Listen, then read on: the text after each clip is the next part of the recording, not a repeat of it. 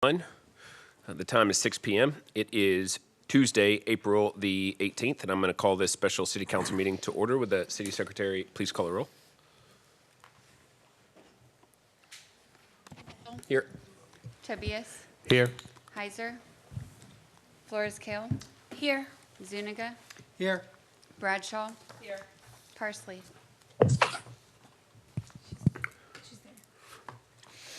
All right, 6 members present. We have a quorum. Here. Next up, citizen comments period. At this time, is there anyone who wishes to come forward and speak? Seeing none, citizen comments period is now closed. Next up, executive session. Who's last? You. No, I was here. You were in there. Oh, I've been here. I got here 15 minutes early. Do you want me to read it again? Yeah, please. Okay, I can Which read part is it? Let's see. All right, pursuant to Chapter 551 Texas Government Code, the City Council reserves the right to convene into executive session from time to time as deemed necessary during this meeting. The City Council may convene into executive session pursuant to any lawful exception contained in Chapter 551 of the Texas Government Code, including any or all of the following topics: pending or contemplated litigation, settlement agreement, or to seek the advice of the city attorney and attorneys concerning legal issues pursuant to Section 551.071 Texas Government Code and Section 1.05 Texas Disciplinary Rules of Professional Conduct. Cause number 22-0873, the State of Texas XREL 1200 South Old Stagecoach Road, LLC versus the City of Kyle, Texas, pending in the 207th Judicial Court of Hays County, Texas, and cause number 19-1492, 1200 South Old Stagecoach Road, LLC versus City of Kyle, pending in the 22nd Judicial Court of Hays County, Texas, Marshall Tract, City Manager Agreement. Do you know if we're reading all this? Are we doing all the rest of it too? Project, okay. Okay, possible purchase, exchange, lease, or value of real estate pursuant to Section 551.072 to deliberate the purchase of. Okay, convene into executive session pursuant to Section 551.087, Texas Government Code, to deliberate regarding the offer of economic incentives to one or more business prospects that the city seeks to have locate, stay, or expand in or near the city. Project Pearly Whites, Project Lion King, Project Lemoncello, Project Chili Pepper.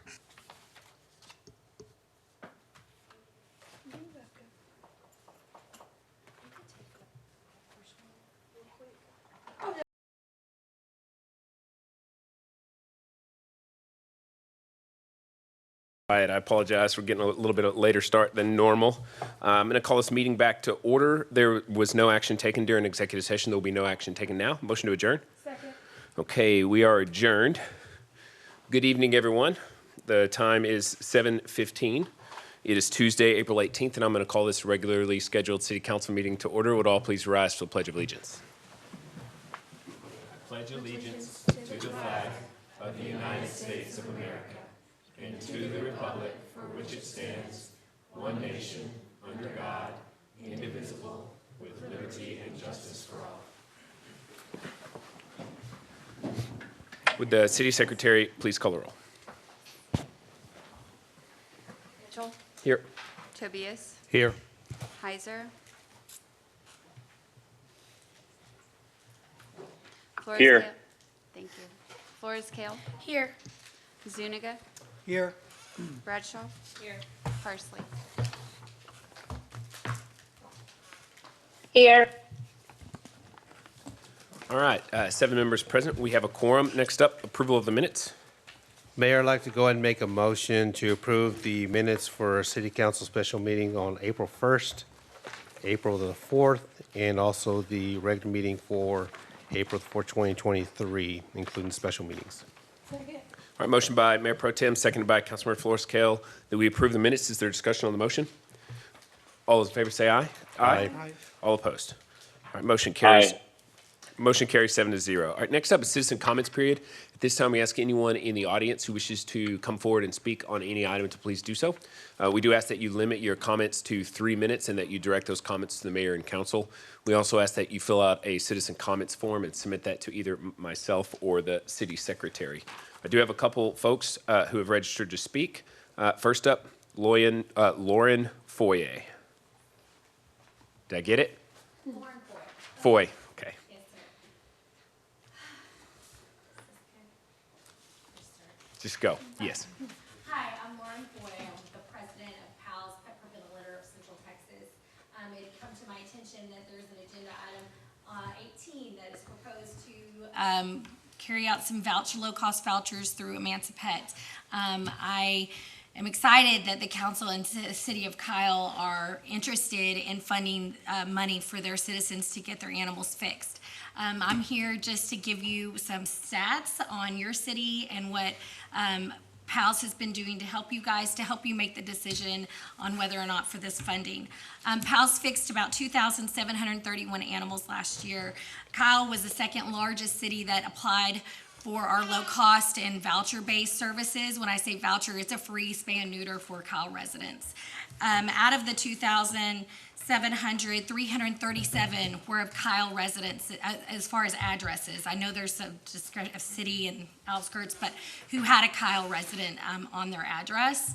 And 240 of those were free vouchers that PALS funds through our own grants and donors. So we have grown exponentially even from last year. So this year, PALS has fixed 1,454 animals from January to March.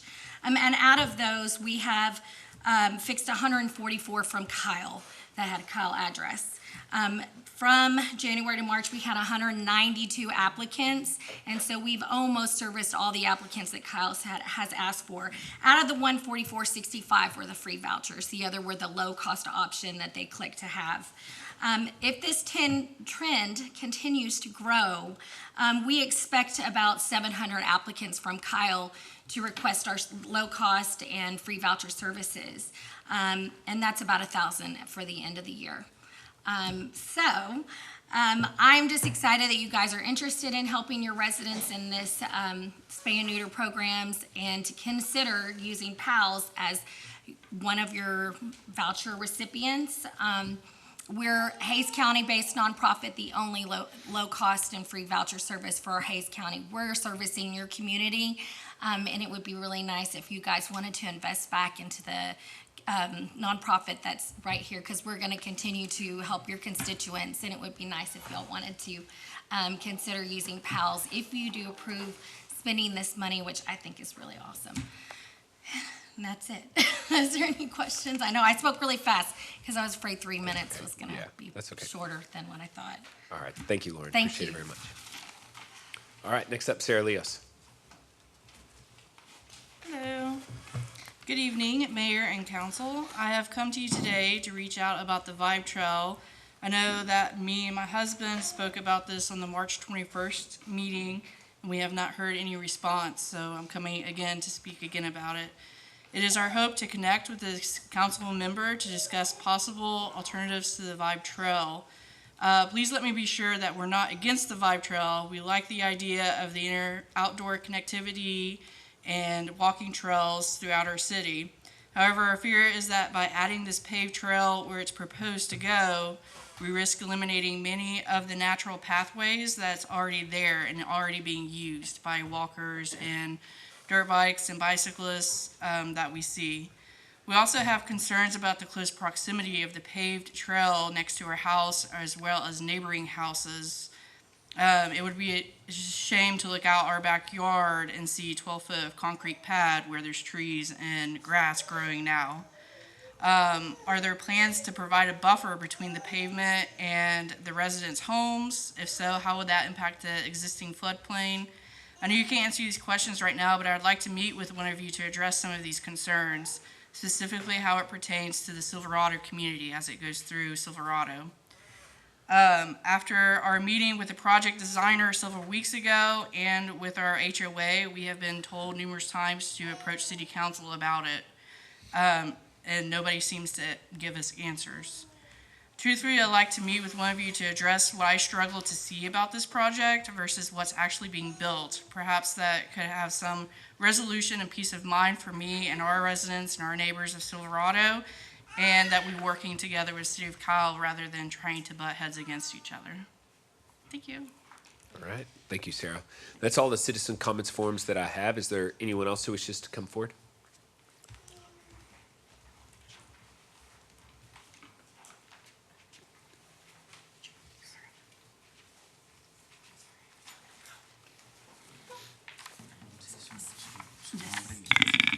Sorry. My name is Maricela Alvarado Vasquez. My address is 228 Ruby Lake. Please interpret. Good evening. Pedro Hernandez, Mayor, council members. Ms. Alvarado has asked that I deliver her message due to her not speaking English very well. Ms. Alvarado is here this evening asking the council and the city to consider removing the no parking signs on Onyx Lake. She lives there on the corner of Ruby Lake and Onyx Lake. And when her or her family park on Onyx Lake, they have received citations. She specifically has received 2 citations, and her family finds it difficult to come visit and stay, obviously during certain hours and times because of the no parking signs. In her opinion, Onyx Lake does not see an influx of parking issues as those signs were initially put up there due to some of the concerns of student parking, overflow parking from Lehman High School. In her opinion, that does not bleed over onto Onyx Lake. So she's asking that you all consider removing those signs. ¿Algo más? Yeah. Okay, that's it. Okay, thank you. Thank you. Can I get that form? Okay, thank you. All right, is there anyone else who wishes to come forward and speak? Seeing none, I'm going to close citizen comments. Citizen comments is now closed. All right, next up is agenda order. Does anybody have any items they wish to move on the agenda?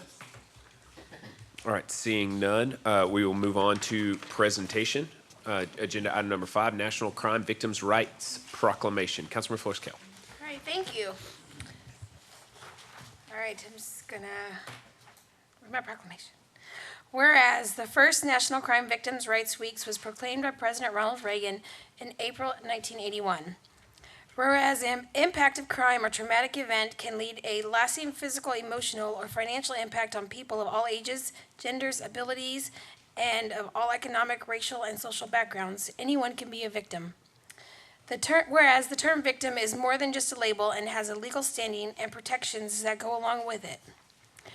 Whereas crime victims' rights passed here in Texas and at the federal level guarantee victims the right to meaningfully participate in the criminal justice process. Whereas victim service providers, advocates, law enforcement officers, attorneys, and other allied professionals can help survivors find their justice by enforcing these rights.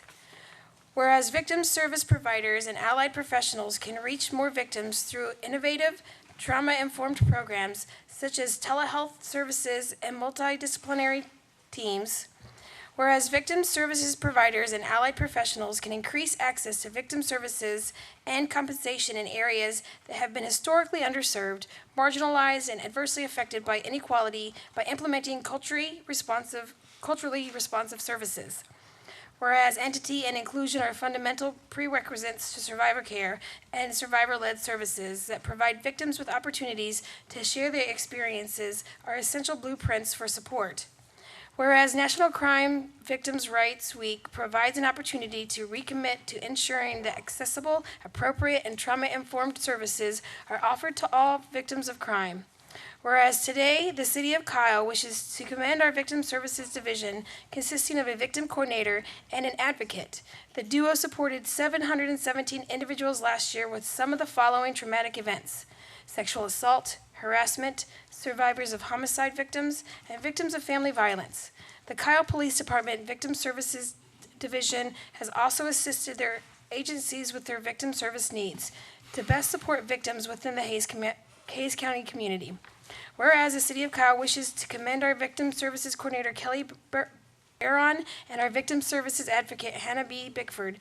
Therefore, the City Council of the City of Kyle, Texas, does hereby proclaim the week of April 23rd to the 29th, 2023 as National Crime Victims' Rights Week, and affirms the City of Kyle's commitment to creating a victim service and criminal justice response that assists all victims of crime during Crime Victims' Rights Week and throughout the year, and expressing our sincere gratitude and appreciation for those community members, victim service providers, and criminal justice professionals who are committed to improving our response to all victims of crime so that they may find relevant assistance, support, justice, and peace.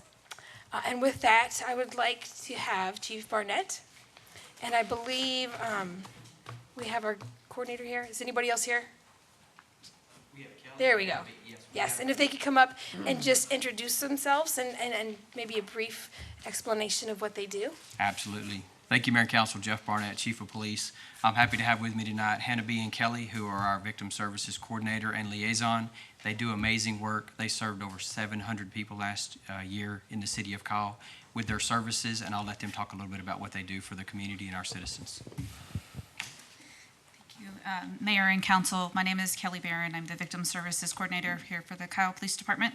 I just want to thank you guys for recognizing what we do. A lot of people don't understand what victim services is, and as you read, and Chief said, we served over 700 victims last year. When I first started with the city of Kyle, in less than a year, I served only 136 victims. And so in less than 8 years, we have multiplied that many times, and that comes with the growth of our city. It is a much needed service, and we help victims of any type of crime with crisis intervention, any type of resources, any type of assistance they need. It might be something as simple as a glass of water. It could also be helping them find shelter. It could be hooking them up with resources to work through their victimization and start their lives all over. So we greatly appreciate your support. Oh, okay. Did you want to talk too? You're good? Okay. Well, I just want to say thank you to both you guys and to the PD in general. You guys are such a great support for our city.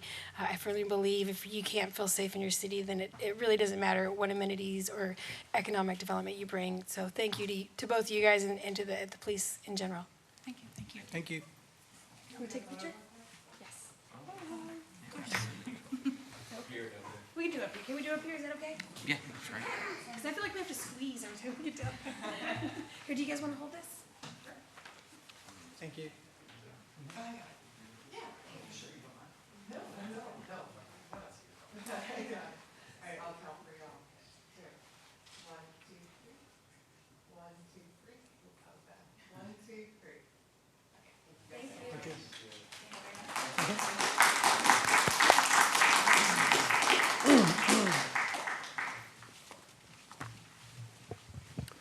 All right, does anybody have anything they want to add on that proclamation? Thank you, Councilmember Flores-Cale. All right, next up is agenda item number 6, presentation of the Flock Safety Automated License Plate Reader System. Chief Barnett.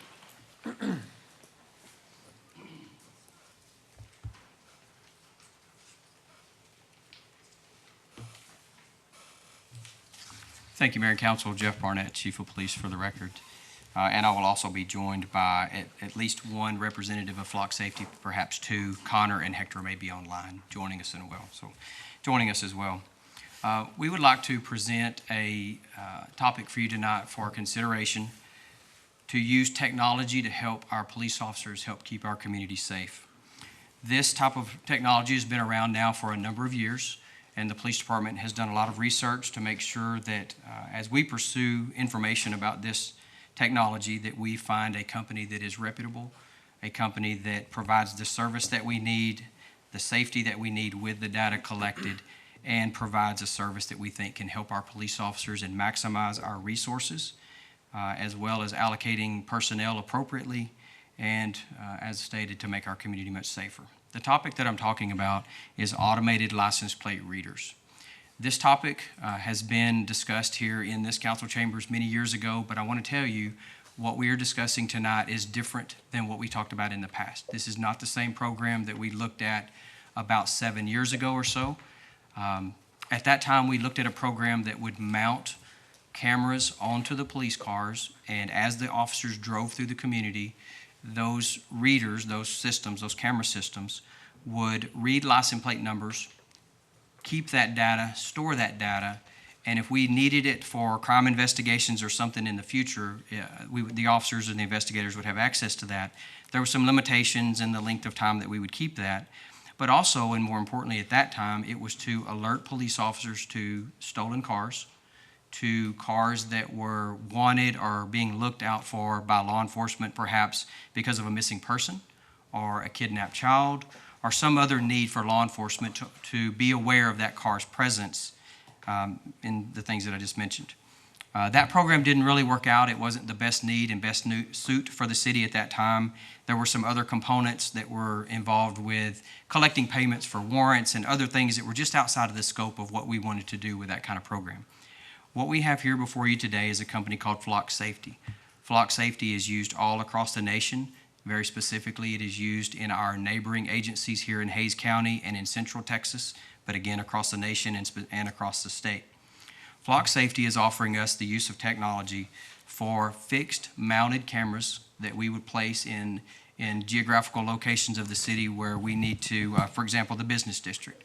Those pole-mounted cameras would record license plate data, store that data for a period of what we're looking at is 30 days. We have a policy, a draft policy that we've attached also for your review.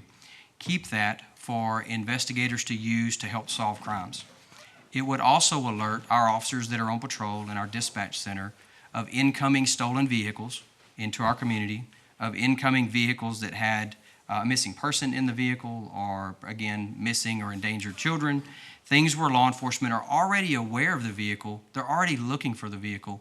This technology just helps them see that when they're looking at 100 cars. This helps them keep their eyes on the road a little better, lets the camera system do that work so that they're not physically having to look at every single license plate as they're looking for the car that may be coming through the community.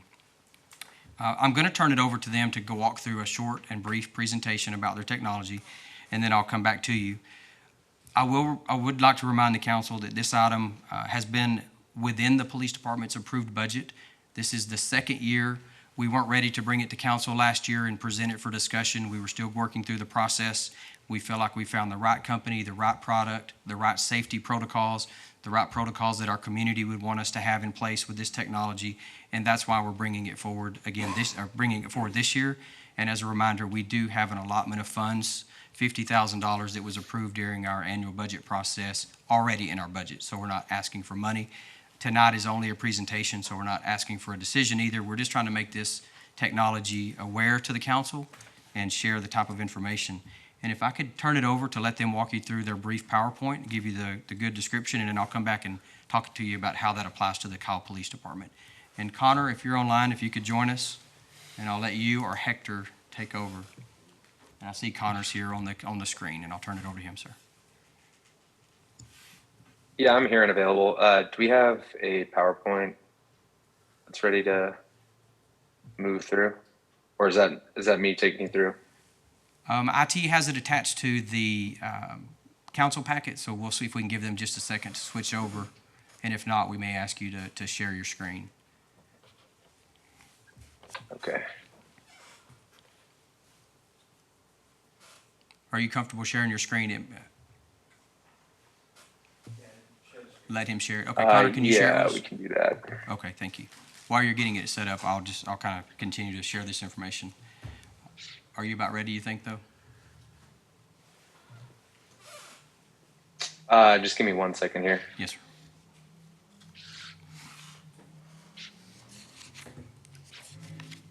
When we come back after his presentation and questions, I'll be sure to, again, to share with you how this would be deployed here in the city of Kyle, to talk to you about our policy to some degree and make sure that I share any information or answer any questions about how you would like to see that regulated should we decide to move forward as a city for this product.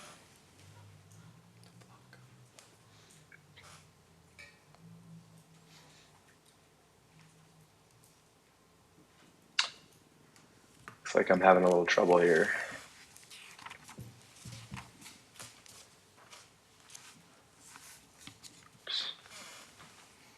Are you guys able to see that? No, sir.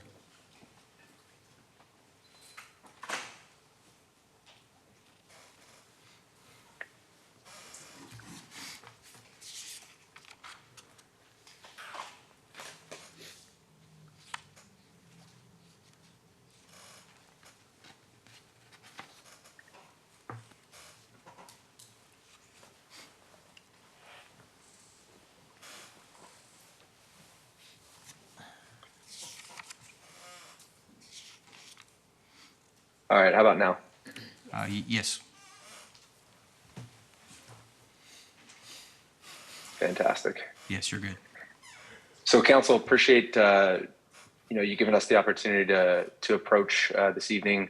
As Chief mentioned, we've been working with the city and the department there for over a year now, and just sort of educating them on what the technology is capable of, and what we can potentially do for the city. Part of that is by kind of proving success elsewhere, and I'll go into that a little bit. But in terms of flock safety and who we are, our mission is pretty simple: is to partner with communities to eliminate crime for the whole community. And we were actually started out of Atlanta, Georgia, by a gentleman named Garrett Langley. Now, Garrett lived in a subdivision like many of you may today, and they were experiencing some petty theft across the neighborhood, packages being stolen off doorsteps, and residential burglaries, things like that. And Garrett supplied some footage from his Ring doorbell to the local PD. Now, the issue there that they mentioned to him was there's not really anything we can do with that. You're better off trying to get a license plate. So what he did was went and got a quote for license plate readers for his community. The quote was, extremely cost prohibitive. When he brought that back to his board, it was really a non-starter. And so the electrical engineer that he is, he actually programmed an app on his phone, put it in a plastic case, and then mounted it to a pole in his neighborhood. Within a couple of weeks, he had a license plate to supply to the PD. That is literally how our technology and company were born. And very quickly, we recognized that, by positioning to different constituents, both on the private and public side, and having some pretty stringent operational and data controls, that we'd be pretty effective going to market. What we observe in the market today, when speaking with agencies and HOAs and commercial spaces, is the agencies we work with, they have limited resources. Headcount's very difficult to come by, particularly the headcount that you would require. Crime is continually on the rise, and really there's a transparency and trust level that's needed more than ever throughout our communities. For us, the opportunity lies in technology. How do we use technology to multiply the force, give them some more efficiencies in their day-to-day, and allow them to kind of do what they do best? What we are doing there is trying to capture the most objective thing possible, which is a vehicle, right? And supply that to the right user, right? So the people that are contracted to actually use the software. The other thing we want to do is really engage the community like we're doing today. Really being out there and educating on what the technology does and does not do. So how does the tech, am I on the right slide? Sorry, one sec. So how does the tech work? So as Chief mentioned, we're placing these devices at various points throughout, a jurisdiction, typically on a 12-foot mounted pole, but sometimes we're able to leverage existing infrastructure. The devices themselves are powered by solar and LTE, and we're able to, in that way, be very flexible with where we're able to place these devices. Now, in terms of what they're capturing, the device is motion activated, and so it is capturing, when a vehicle passes, the whole back end of the vehicle. Things like the plate, all that data in terms of the state, the make of the vehicle, for example, if it's a Toyota, the color of that vehicle, when it was actually tagged and what camera it was tagged on, and the number of times it was seen within the last 30 days. One of the reasons that's important is because a lot of the crime that does occur, throughout the state and throughout the country, vehicles are implicated and they change the plate, and now we're working off, limited knowledge in terms of pursuing that case.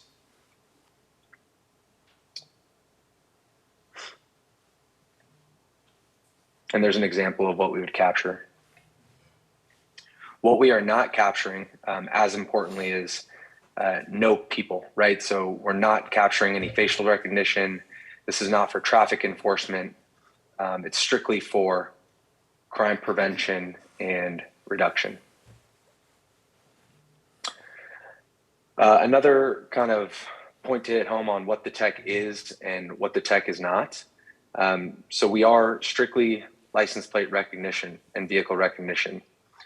We're here to gather objective evidence and facts about vehicles and not individuals.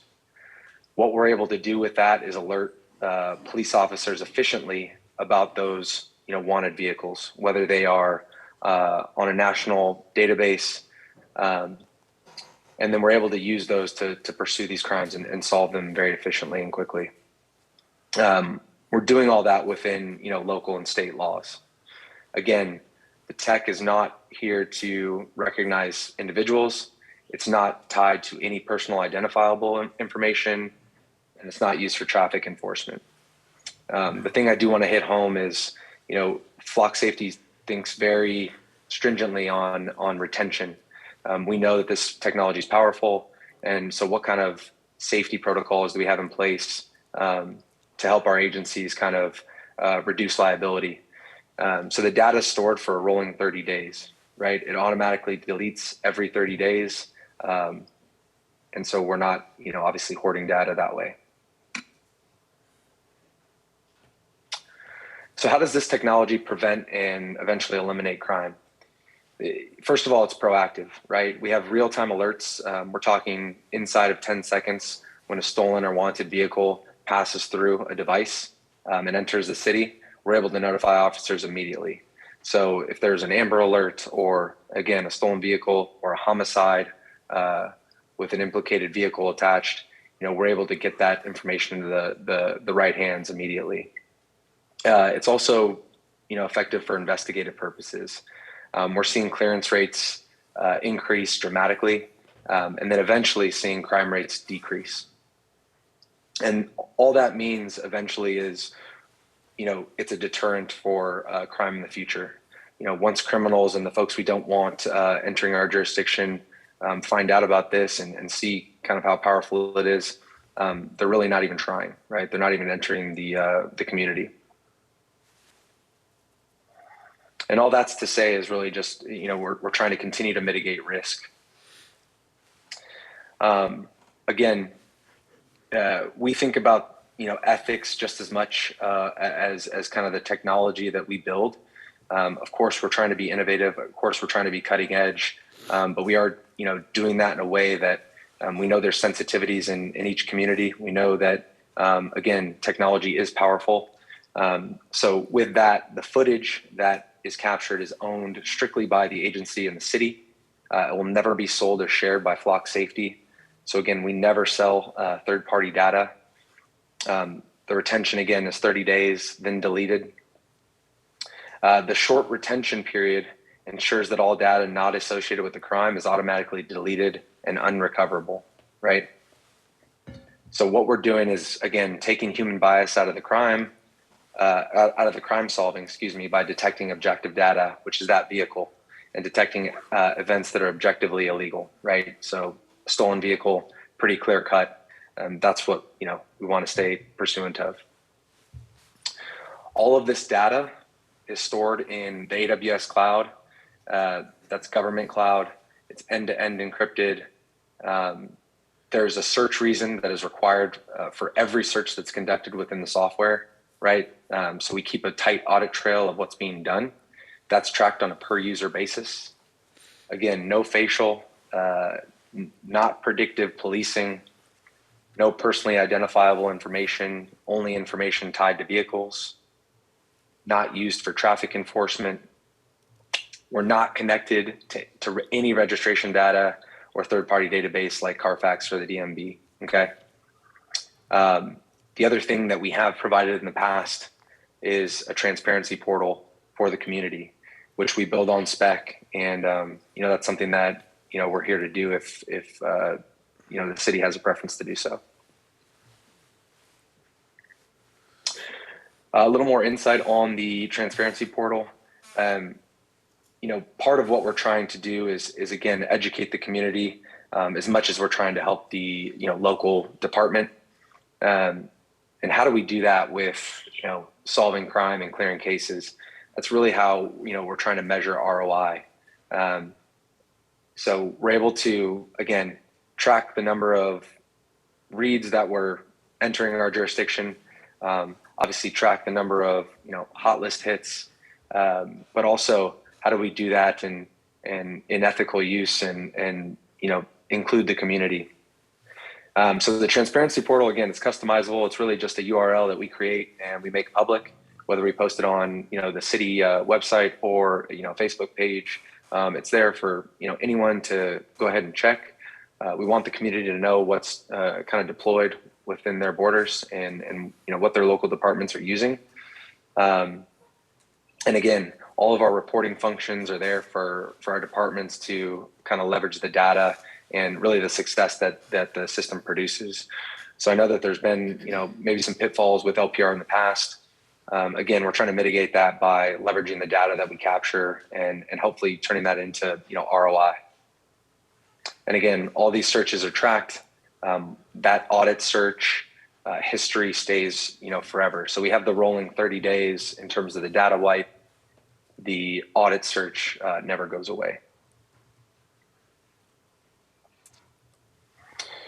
The reason we're here today and the reason we're kind of speaking all across the state and country is because the technology is proving that it actually solves and prevents crime. We're seeing the successes every day. And just to show you a little bit of footprint, we're in over 200 agencies across the state today. Those agencies are growing after they are able to quickly prove success. And we're seeing that, the local community is all in on them. Obviously, we get looped in with different LPR companies and technologies, and that's fine. But, we just want to make it clear that, a lot of our deliverables are in the way that we audit and track data and eventually wipe it.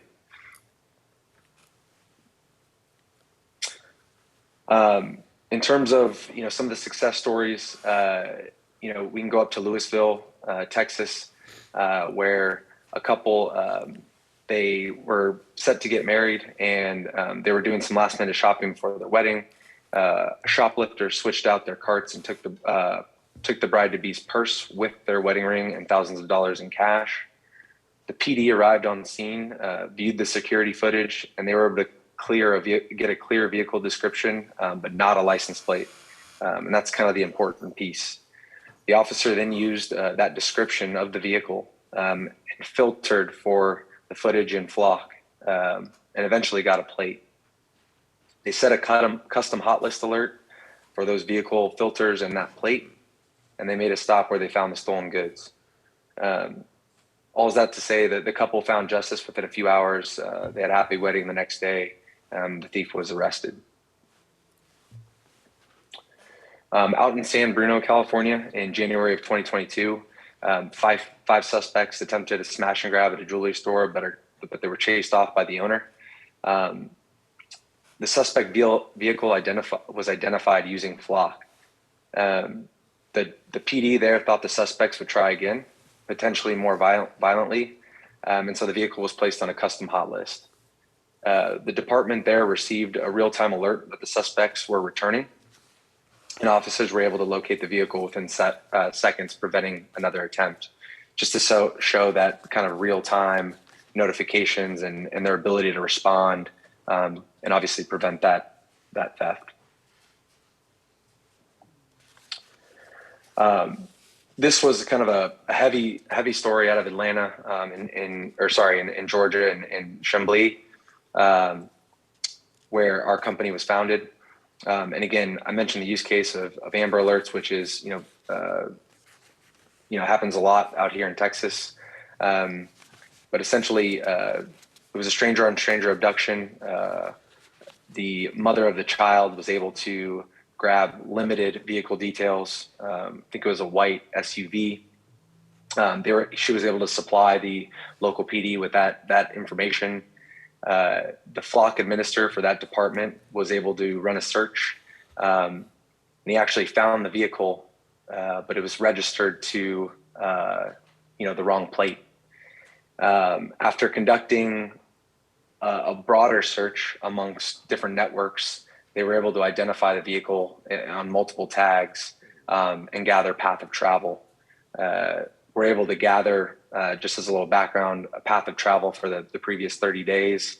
And so they were able to see a heat map of, where that vehicle was likely headed. They received a tag with the vehicle heading west of the jurisdiction, and there was actually an off-duty officer that received the notification and was able to make a routine stop, and make the arrest and reunite the baby with his mother within 5 hours, 6 hours. So pretty powerful stuff. Again, when we need to respond in real time, and really, that's all I have to share today. Myself, I think Hector's on. We're here to answer any questions, but I'll kind of turn it back to you all. Thank you, Connor. Mayor and Council, if I could give you just a few very, very quick examples of how I think we would use this technology to our advantage here in Cale. Very specifically, in recent years, we've had 2 high-profile hit-and-run fatalities where we had one was on a bicycle and one was out for a late-night jog. 2 separate incidents, both were hit and killed by passing motorists while they were on the shoulder of the road, and the vehicle failed to stop. Their bodies were later found. They were deceased on the side of the road. Both cases were solved, but they took weeks and weeks. One actually took months and months to bring that case to fruition and to identify the driver of the vehicle who hit the person on the road and then failed to stop and render any aid, leaving them to die on the side of the road. We feel that those 2 specific cases, had this equipment been in place as we propose, would have quickly resolved those 2 cases and would have brought some resolve to the family members while we were continuing those investigations. Another an increasing type of crime that we're experiencing here in Cale and across the nation is one called jugging. Jugging is when a group of criminals will monitor local banks, and they will wait for people to leave the bank with bags of money, with what they believe are envelopes of cash. They will then follow those individuals, and as soon as they get out of their vehicle, perhaps at Lowe's, at their next shopping destination, wherever they want to go, we've even had some follow them to their home and in their driveway, they will very quickly break the glass and go in search of that money envelope, that money bag, and steal the cash. That happens numerous times in our state and happens quite often even here in Cale. That's a traveling group of criminals, and we believe these cameras would help us both detect them and apprehend them after the fact as well. Recently, a few weeks ago, we had an armed robbery where multiple armed individuals entered a local business at closing time. They robbed the employees and stole the cash register at gunpoint. We believe with cameras in place that we would use in this program, we would have been able to gain information on the suspects within a matter of minutes or certainly within hours. At the current moment, we're continuing to investigate that without those leads that we could have gained from this equipment. And lastly, and this is the one that I think is that everyone in the room is going to understand because we see it so prevalently, not only Cale, but our neighboring communities as well. Very regularly, a group of teens, random group of teens, usually 14 to 21 years old, will steal a car in the city of Austin, and they will set that car somewhere to what they call cool off. And what that means is they steal it on Tuesday night, and they go park it somewhere out of sight where police don't drive by and locate it, and they let it cool off for a few days. Then a few days later, they will go back and pick that vehicle up from wherever they have it in hiding, and they will drive to the surrounding outlying areas around Austin, whether it be north, south, east, or west. They will bring that stolen car loaded with other teenagers into our community anywhere between 10 p.m. and 5 a.m. And they will drive into our communities and they will drop these teenagers off, and they basically parachute out. They bail out of the vehicles and they go searching up and down the streets, pulling door handles, looking for unlocked vehicles. People unfortunately still leave their vehicles unlocked with valuables inside, including weapons. They will steal those items. And if they're lucky enough to find the keys to maybe the adjacent husband or wife's car or the kid's car, they will steal that car as well. Many times we will get a call at some point during the night of a suspicious vehicle driving slowly, or perhaps teens walking up and down the street.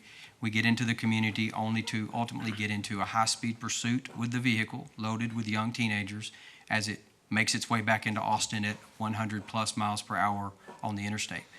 At some point, our officers are close enough, they gain a license plate, they learn that the vehicle is also stolen from the city of Austin, and as they get closer to the city of Austin, the larger part, traffic becomes too congested and the pursuit becomes too dangerous to continue for everyone's safety. So the officers peel off of that and we let them go. That vehicle is usually found abandoned within 24 hours in the city of Austin, and our victims here in Kyle have lost all their property in the mix. And the officers made the right decision because it's too dangerous to pursue in those conditions. But those are the four most common ways I think we would gain an advantage. It helps our officers do their job, but we're using technology to leverage the number of manpower that we have out on the streets, and I think it will make our community safer. And I'm here to answer any questions that you may have. As I did mention that we have a policy in place. He reiterated multiple times the data is kept for 30 days, and there's another important part. In order for our officers to do an inquiry on a license plate data that may be or may not be contained in that database, they have to have an active investigation. They have to log it with a case number, and that is trackable. So there's no random searching. There's specific police investigative need to search the database to look for license plates, and they have to document that with a case number so that the supervisors and administration can track that. With that, I'll answer any questions, and Connor's still on the line. Does anybody have any questions for the presenter or for Chief? Mayor Pro Tem. Yes, I'll go ahead and start with Chief. It's true about the crime in area, and I know a lot of us here, whenever we hear the alarm go off, the Amber Alert, I'm sure all our hearts drop, right? So it's good to see that that this technology was able to resolve one instance there. So if I could get some information on how big are these cameras and what's the radius as far as the numbers that they could see as far as the vehicle, and how do they work in, let's say, weather, during rainy weather or something like that, to where any of the cameras could get wet or whatever? Are they still able to work in that environment? And again, how big and how does the actual technology work itself? Yeah, it's a great question. The device itself is about the size of a football. And again, we place them at a specific angle and height relative to the roadway. So if you think about, the roadway traveling south, we are capturing 2 lanes of travel going in that direction. So again, we're looking at areas where these will be most effective in terms of, the speed limit and other factors. When it comes to weather, luckily Texas resides in not our most intense weather state. And so what we've been able to do over the last few years is, not only winterize the hardware, but in terms of its sturdiness, that's something that, we're able to withstand, high winds. I know we've had some tornado warnings in this area over the past year. Those things are, well within our capabilities to stay alive. One of the important factors in terms of us as a provider is it's a year-to-year kind of service. And so while the agency and city own the data, we actually continue to own the hardware, which means that we upkeep it and replace it as it needs remedy. Kyle being attached to a major market in Austin and San Antonio, we employ our techs in-house. So those folks are able to be on site in short order, again, to remedy anything that does, potentially go wrong. What I will say is our uptime is phenomenal when it comes to hardware standards. Obviously, we're dealing with, some pretty difficult factors at times when it comes to weather, dust, wind, things like that. But I think the statistics will show, we're able to withstand those, those conditions. Okay. And then, Chief, you said that you're currently getting a policy written out to where if this is being brought forward, would any vehicles use these, any cruisers, or would these actually just be mounted in specific areas of the city? And in which areas of the city would we be considering on placing them? You bet. So the draft policy that we have in place, so that we don't have to redraft it later, addresses both vehicle mounted and community-based, like he mentioned. The current plan is to deploy community-based cameras installed, like he mentioned, on either poles that would be provided by the company, or he's able to use some of the terrain. We would start with that. We would certainly want to take advantage of technology in the future and would certainly notify council should we ever seek to move them to the car availability. But right now, we're talking simply mounted, community-based cameras. Okay. And then will we have officers specifically trained for these? Or will it be across the board where whoever's on shift or if something happened, where they'd be able to access this information, this database? You bet. We would train all law enforcement officers and all dispatch telecommunicators, and so that when they get the alert, they know what to do with it, they know how to interpret that. And then all of our police officers would be trained on the use of this software because basically they have a computer in the car that's their CAD, computer-aided dispatch. This would be a system operating in the background that they would log into, minimize it, and let it do its work. And if a stolen car enters the community, they would be alerted. They would be notified of which camera, the direction of travel, given that picture, access to the picture of the vehicle and the license plate, and then they could begin their investigative or response as appropriate. Okay, well, thank you. Yeah, just again, to end on that note about making sure everybody's cars are locked. Summertime's coming around the corner. I know that these things happen where they come in and they start popping the doors. I know one of the things that they look for is garage door openers, by the way. Yes, Because sir. that's the last thing that people look for. Very good point. Yes, sir, they do. And when they move into a community, they will try to attempt to hit every street and pull hundreds of door handles, and they can be quite successful because people do sometimes forget to lock those cars and remove their valuables. Thank you. Thank you, Mayor. Councilor Flores-Cale. All right, thank you. So will there need to be any extra staff to monitor or to maintain this? Great question. No, ma'am. We will train all sworn police officers and all telecommunicators as a routine part of their duty, and no additional staff will be necessary. Okay, so will these readers be used on I-35? That could be one of the options. We would certainly ask them to look at the option. I think right now what we're looking at is the exit points off of the interstate, just for the clarity of the license plate. We would certainly ask them to test them and see if that's even a viable option, and then we would have to coordinate that with TxDOT. Right now, our intent would be to put them on the exterior roadways, not necessarily 35, just because of the sheer volume. But it would certainly be an advantage if we could, but I would need to coordinate with them. Okay, so there won't be a focus of Center Street or, because it sounds like you're saying now it's just going to be by exits? No, actually what we want to do is we want to map out, and we've given some thought to it, we want to map out the entryways into our community where these individuals may enter our community with the stolen vehicles. And then we also want to focus in our business district where the banks are located, where our businesses that could potentially be robbed or be involved somehow in another type of crime where we could use this technology. That's our focus. Really the entry points and the business district is our primary focus. Okay, you briefly gave a description of jugging, and unfortunately, my husband was a victim of jugging. He works at a bank, and he had his laptop bag, and whoever followed him, which was clearly what happened, to Tractor Supply, broke his back window, took his bag. I mean, clearly we have no bags of money in my house, but it was his work laptop, so that was an inconvenience.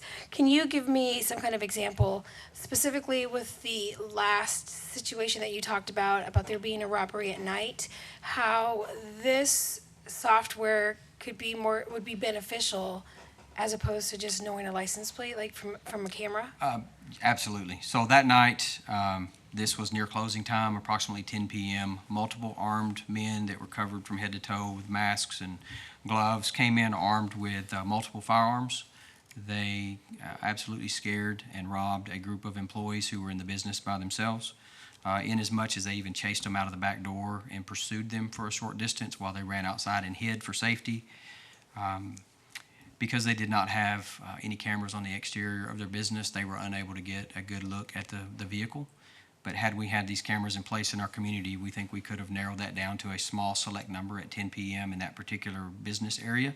We could have reduced the number of vehicles that we're looking for and given us some type of description, or even better, if it captured the full license plate, that would be great. And that would give us some leads to work on. It's not all inclusive, just because we capture that, but it certainly would give our detectives something to follow up on instead of the very limited information that we have now. Okay, thank you. Yes, ma'am. I have a couple questions. So number one is, Mayor Pro Tem asked how many you're planning to deploy. I didn't get an answer. So we have an allotment given by council during budget of $50,000. So how many cameras? It depends on how far the money goes. So it's meaning So you it can depends get on how out much there. $50,000 will get us. We're talking somewhere in the neighborhood of 15 to 20. You're 15 to talking 20? In that neighborhood.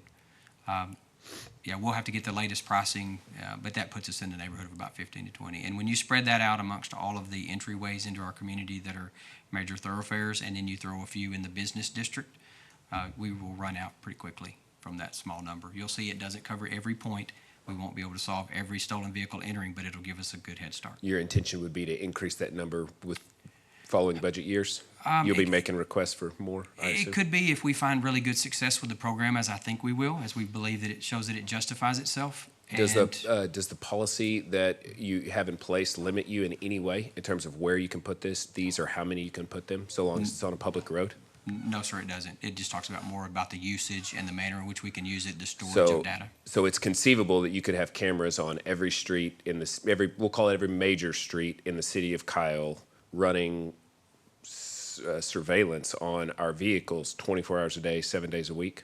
If you want to provide the hundreds of thousands of dollars that would take, and I mean hundreds and hundreds, it could certainly be possible. Well, if 50,000 gets us 15. 25, That's about 15. so what's the installed price? Well, I think that will uncover it because it's a lease program. We lease the equipment. Included in that lease program would be them coming to install it, maintain it, and then move it if it had to be moved for some reason, like it was ineffective or the road changed or is under construction or something. So yeah, 50,000 will We'll get us call it, about we'll call it every 15-ish. major road in town. Probably you'll have one on, 150, Windy Hill, BB, 1626, Kohlers, Veterans, 150 West. East and west, Center yes. Street, East and Yes. West.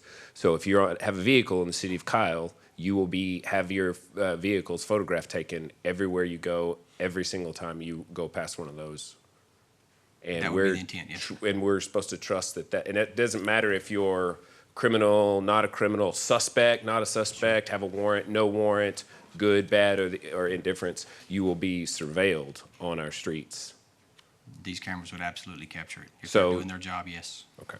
And has there ever been any instances of sensitive data, such as what is being collected, being siphoned off by hackers, or data being sold to third parties when they were promised not to be sold, Those are or great. data being leaked? Those are great questions, and I have asked that question, and they said no to me, and I will let him tell you that himself, because he's prepared to answer that question. I don't just mean flock. I'm talking about license plate readers' data being misused in any way. None that I'm personally aware of, but you're probably talking thousands of different options, so none that I'm aware of. Maybe he can address that. If I may add, Mayor, are we? Yeah, also so as I looking- mentioned in the No, go ahead, sir, go ahead. Can you all hear me? As I mentioned in the presentation, one of our deliverables at Flock is, our data retention policy, as well as the inability to ever sell third-party data. This is stated in our contract, and it's something that we're not moving to. All right, so Connor, let According me to our ask you a couple CEO questions. ever. I'm sorry to stop you because I know you're going to repeat what you said and go through your policy points. But do you have staff members who will have access to that data in any way, shape, or form? Anyone at your company see that data? As a provider, Yes, Yep. you. as a provider, we have to. I think there's a little Yes, bit of a we have to delay. have limited access to the data to be able to service it. But again, we can't parse through the actual metadata in, for instance, Kyle's environment.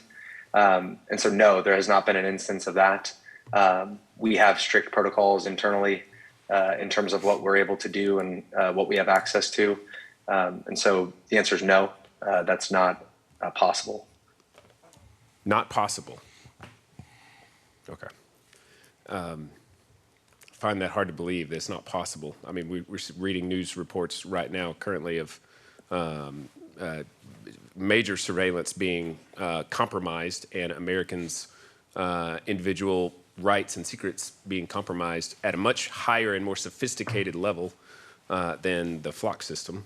And then also, the cloud, you said the government cloud. I wasn't really sure what you said, but the AWS is just a general Amazon cloud-based You know, I understand that it's encrypted, but our emails are encrypted also, and they get hacked and compromised all the time. Government emails in particular, constantly hacked, and I would imagine that license plate data would be something that would be of particular interest to hackers and other types.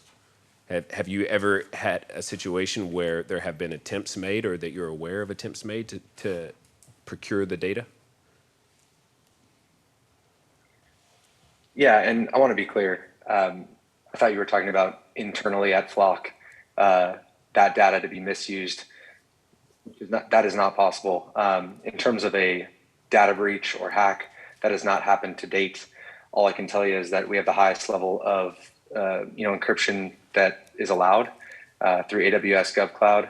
They're the largest provider in the world, and so there's only so much security and assurance that I can provide on this call. But again, that's all available to the city if they want to look into it further.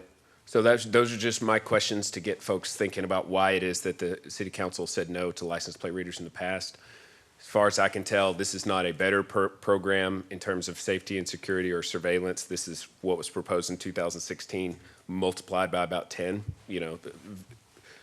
License plate readers on vehicles, the vehicle has to be on duty, out there in the field, doing that work. License plate readers on poles are surveilling every single vehicle that crosses that goes up and down the street 24 hours a day, 7 days a week. So that's definitely the preferred method if you're wanting to cast a complete and total surveillance net over your town.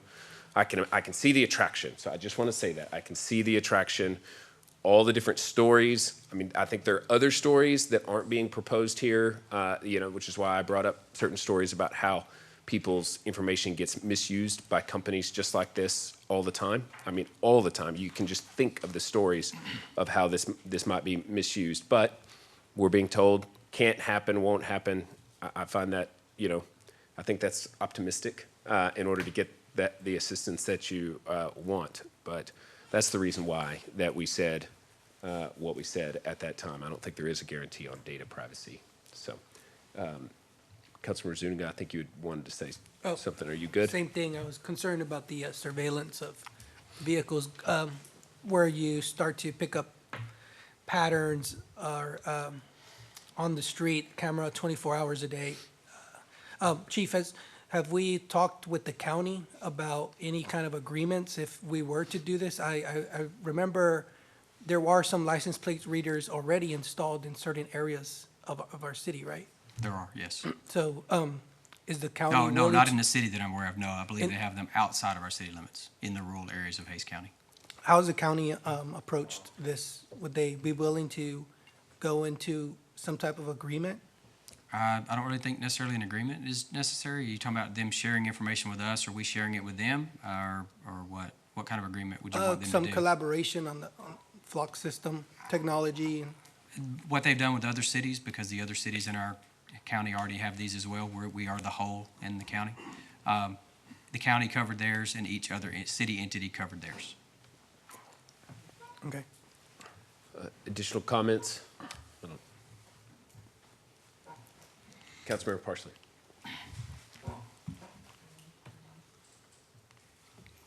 Thank you.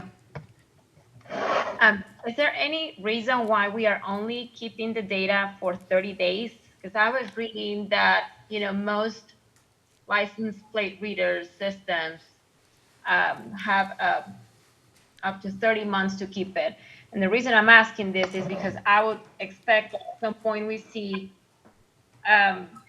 an issue, we are able to go back to the database and determine if there is certain behavior in certain vehicles that we can pinpoint to crime. Yes, ma'am. I'll tell you from a philosophy standpoint and a policy standpoint, and then I'll ask Connor if he has any comment on that as well. But from a departmental policy and a philosophy standpoint, we knew that there would be concerns of an invasion of privacy or a misuse of data. And we wanted to propose a program that we thought might make those with those concerns be more comfortable, that we would not store their data for long-term use, and it wouldn't be as subject to hacking or any external collection of that data. And it was really us trying to make sure that we start into the program, make sure that it's effective, and to try to reach a compromise with citizens that may be concerned of an overreach. And Connor, I'm not sure about your system's technology, but I know there's obviously a volume of data to store. So Connor, do you want to address anything of capabilities should the council want it to be stored more than 30 days? Yeah, so there are a couple of things to note. The 30-day wipe is what we call a time to live. It just means that once the data is captured, it has a hard timestamp, on the image, on the metadata with that 30-day clock, right? So it's going to go ahead and wipe at, on a rolling 30-day basis. That's there for exactly as Chief mentioned, privacy protocols. You get into a slippery slope where, what's the right amount of time? We've identified this amount of time as, how long is the active investigation kind of taking in the past? How much are we able to speed that up with, the real-time notifications that we're providing? And what we see in the data is that, we're actually able to speed that up quite a bit. Obviously, we're going to miss, some things in the example that you speak of. We have select cities that have democratically voted on a longer retention. That would be the only scenario where we would even entertain extending the retention. So your system is capable What of is the keeping it normal longer should that be time the of request? retention? Sorry? Go ahead, Councilmember. Oh, okay. So what is the average time that other cities that are using the license plate readers normally keep this data? Because to me, 30 days, unless you're on the investigation, you may miss some important data that gets erased if it happened 35 days ago. So are we seeing any benefit? I want to know usually what the average data retention is for other cities that have it. Yeah, it's around that 30-day mark. We've set that as a guide. Obviously we talk to agencies and that's part of the conversation, that they adopt. What I would say is in terms of the ROI, speed to value, some of the things that we see, we're seeing multiple vehicle recoveries on day 2 of go live, right? So we're training an agency, they're in the system and they're immediately recovering vehicles. I don't have a slide prepared today, but typically I talk about Pflugerville, which implemented in Q3 in 2022. Staggering numbers as far as speed to value that they received, and they're already looking to expand the technology in a few capacities. So to answer your question, if there had been an issue on the 30 days up until this point, we would probably have reevaluated that. I don't think that's been an issue to any of our agencies. In fact, we don't really hear of it as being an issue. And at the same time, we have that kind of double-sided coin of we're not hoarding data. This is something that's wiped, so on and so forth. So. All right, thank you. All right. Additional questions, Councilmember Flores-Cale. I just want to address some concerns, but before I do that, I'm going to ask you, do police officers currently run license plates? They do in their computer equipment in the vehicle, yes, ma'am. Okay, and can you guarantee me that system will never get hacked? No more than I could this system, no, ma'am. I can just tell you that they use the highest protocols, but Connor's reflecting that they do the same, so. Okay. So things I think that council needs to think about if there are concerns regarding policy. Maybe something that we can think about is a change in, or putting limitations on locations.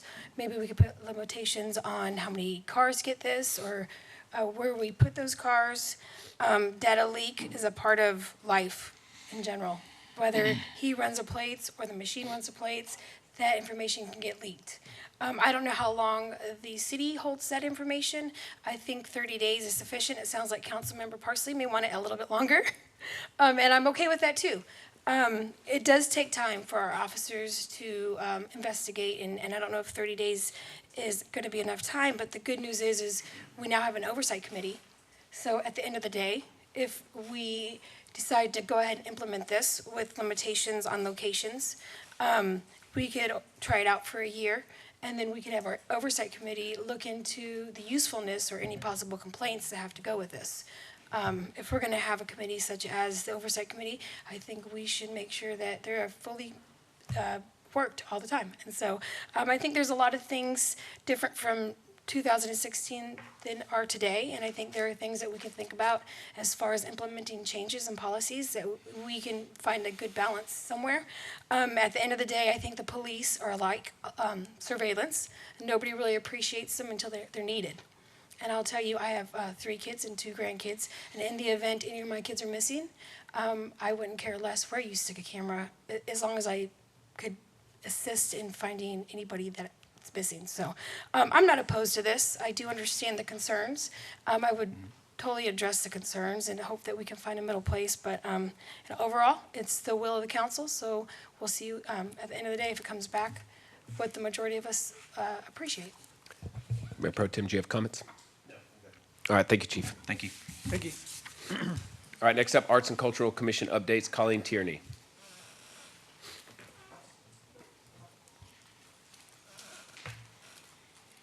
Good evening, Mayor and Council. It's Colleen Tierney, Director of Library Services for the record. I have Vanessa Westbrook here with our update on Arts and Cultural Commission.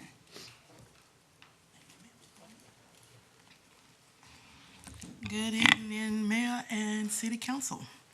I am here this evening to give you an update on the work of the Arts and Cultural Commission. First of all, we're not a year old yet. I don't know if y'all remember that or not. It wasn't until actually April the 19th when we were appointed, and then we didn't have our first meeting until June the 16th, and then our fiscal year actually started this past October. So with that in mind, here's what we've been up to. In October, we actually endorsed the art show. That is something that was done in Kyle now for quite a few years. And as a way of promoting this type of art, which is known as fiber art, we were actually able to help promote and provide PR for this event that came up in October. From what we're told from the quilting guild, that their attendance increased quite a bit, and they were also able to raise quite a bit of funds for their scholarship program. So then in November, we were happy to receive our 7th member of the commission, because when we started, we only had 6. There was still one to be named. That person, who was Vicky Fidus, came to us in November, and then we had our full 7-man crew at that point. December, we had a meeting. Nothing really except a lot of planning. January, we really hit the year running. We had the City of Kyle's MLK celebration right here in this room, which was standing room only, might I add. And thanks to Councilmember Hauser, Zuniga, and Tobias, they also served on the program. I want to highlight that we had 9 high school seniors who made up that program for the MLK event. It was also televised, and I'm still hearing good vibes from that particular event. We also worked in January with the Parks and Recreation Department. I'm wondering if you remember that they received an NFC fitness court grant, and they came to us as the commission and asked us if we would create the criteria for selecting the artists in the call to art, which they would ultimately create a mural that would be a part of this fitness court. We put together a schedule on what the timeline would look like to get the project done, and we also put together the criteria for which the artists would utilize, and then we also said that we would go in and we would read all of the applications, select a couple, we're thinking of 2, and then bring those recommendations to you all. So we were all ready to go, but then we were told, hold on a minute, there were some other issues that came up. So we're waiting to continue with that. So the deadline, well, not the deadline, but the timeline for that has actually been extended. And again, we did the first part was create the criteria. We are waiting to go with the next part, which is to make the announcement and get the applications, review the applications, make a recommendation to you and so forth. So that was in January. February, as you can remember, we set up, oh, and I forgot to mention, in each one of these activities that I've been mentioning to you, we had a Arts and Cultural Commission person who took the lead. So for instance, the arts, the quilt show, Melody Atkins was the lead person for that. In January, the MLK event, Arts and Cultural Commission, Stephanie Murray was the lead for that. The Parks event that we're still kind of working on, I was the lead for that. In February, we had the art exhibition outside in the walls of City Hall. That was led by our Commissioner Tara Monroe. And as you can remember, we had students from Simon Middle School who gave us the artwork to put on the walls. It was very well received. The kids absolutely loved the idea that we gave them a reception. They could bring their parents and take pictures by their picture, et cetera, and we're looking forward to doing more of that in the future.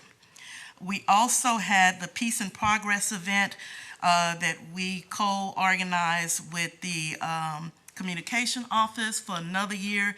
It was very well received again. This time, one of the things I can say, because I've been involved with the Peace and Progress before, we had a large number of citizens who applied this time to serve on the panel. We only had 6 slots open. We had 12 people to apply. We ended up changing it to 7 to get 1 extra person on it.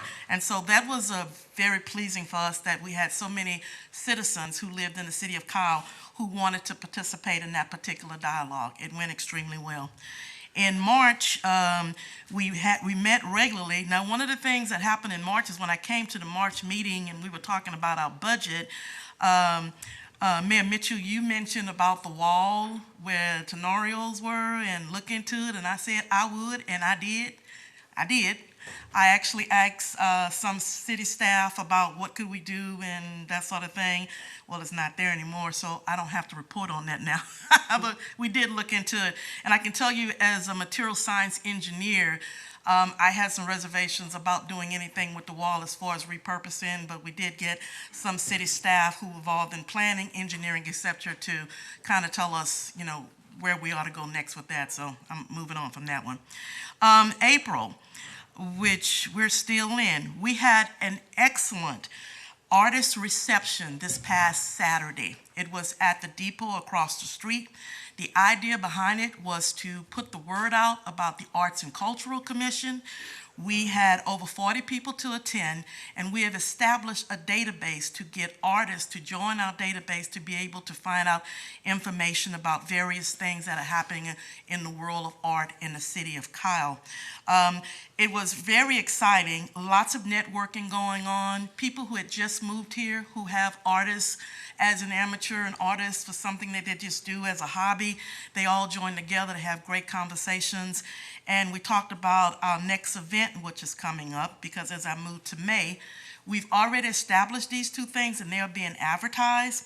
One of them is May the 1st through 31st. We're going to have another display out in the halls of City Hall.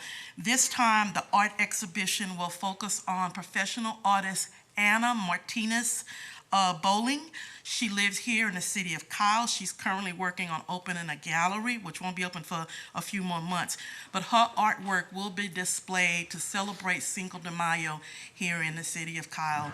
And so throughout the month of June, from May, the 1st through the 31st, citizens will be able to come and look at the artwork. And if the City Hall happens to be open for another event, then families and whatnot can come on a Saturday also. So that's going on.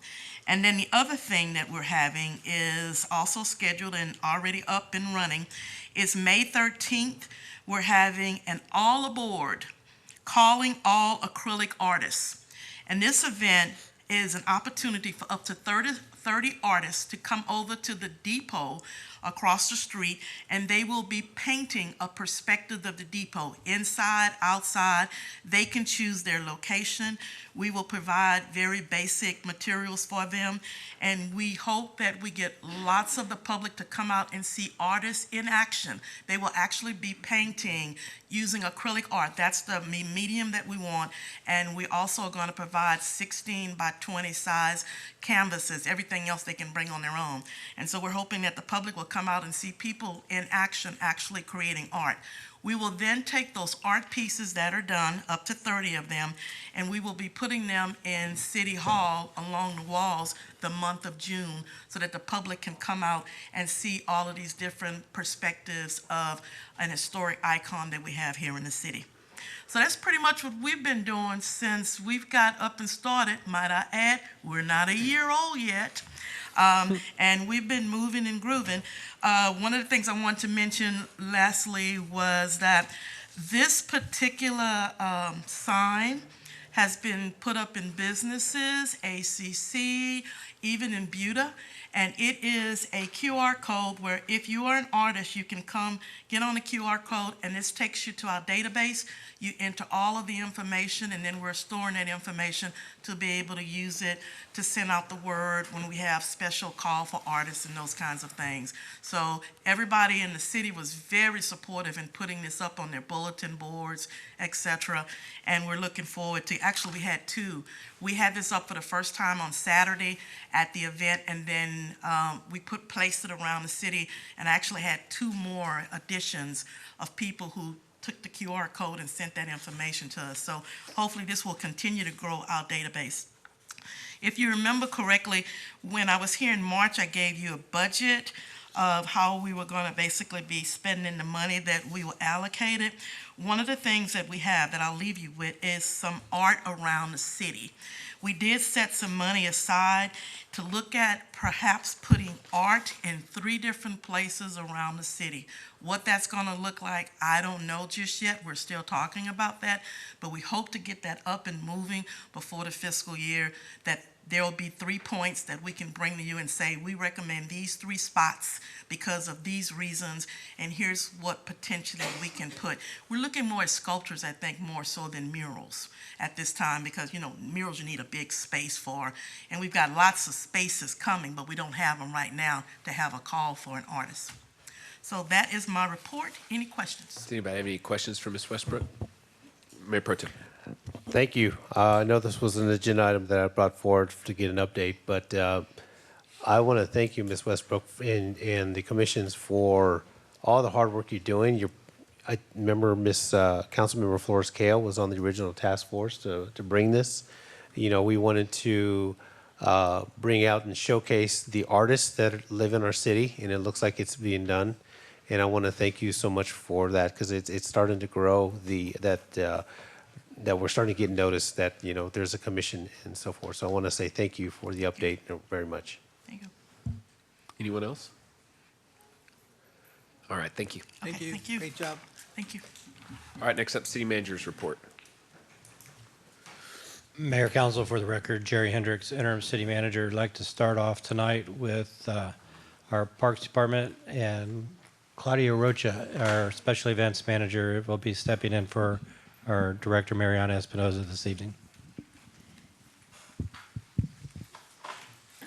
Mayor, Council, Claudia Rocha, for the record, Special Events Manager. Our first highlight is our Ash Pavilion Skate Night, which will be Friday, April 28th from 7 to 9. You can go online and register. It's our usual monthly event with them. The next one is our Art in the Park. It will be April 29th from 10 to 12. This month we are highlighting our autism awareness with a wooden butterfly cutout that the families and children can paint and decorate. And then lastly, we have our 4th of July celebration, which we'd like to update you on. And that is going to be also our grand opening of La Verde Park. And we will start our celebration at noon, continue till 5, and then from 5 to 9 have a live band, and then go ahead and start our fireworks at 9:30. That's it. Oh, yes, ma'am. Can we have a backup plan?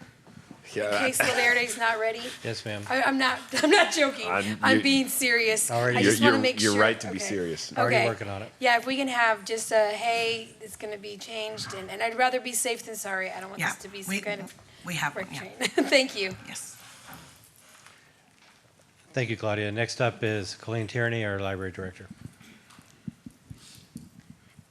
Good evening, Mayor and Council. Colleen Tierney, Director of Library Services for the record. Next week is National Library Week, and the theme this year is put out by the American Library Association. It's called There's More to the Story. And we are going to be closing the library, oddly enough, to not because we don't think our patrons are amazing, but because the staff is amazing, and we have a day to celebrate their achievements and also to continuing our growth as professionals. So I have a speaker coming from Dallas to work on some things with them, and we're also going to be doing our AED CPR training. So, and having a luncheon. The Friends are providing a luncheon for the award that we won earlier in the year for outstanding service. So think of all the ways that you can thank library people this coming week, because it's a great time to do that. Overdrive, our app that people use for ebooks, audiobooks, is changing. It's going away. They're retiring that app, and it's all moving to Leibe now. So at the end of April, if you download the Leibe app before the end of April, all of your material will migrate to Leibe automatically. But you do need to download the Leibe app, so that's important. We have information on our website, and we have some tutorials how to do that as well. This coming Saturday, we have the ribbon cutting for our seed library on Earth Day. We have an event planned from 12 to 3 right after the Parks event, so that people can do both Earth Day things if they want to go Earth Day crazy. And we will have speakers, some educational opportunities to learn more about gardening, learn more about sustainable ways to live in the community. And also, we have book donations happening. If you have books to donate, please come by on Earth Day to drop them off. We're having a big book sale to benefit the Friends of the Library on May 6th. And then the following Saturday, April 29th, we are having a teen job fair. And so far, I think we have 8 employers scheduled to attend that are willing and able and ready to have teens, 14 and up, apply for jobs. And there will be some assistance for the youth to know how to do that process. So some little tutorials, some little cheat sheets on how to apply for a job, how to speak to employers and that kind of thing, so that not having any experience in that is okay to show up anytime during those 3 hours or 4 hours to participate. And that's it. Thanks. Thank you. Thank you, Colleen. Next up is Will Atkinson, our planning director. Thank you, council members. Will Atkinson, Director of Planning for the record. First, related to our landscape code updates, we received direction from council.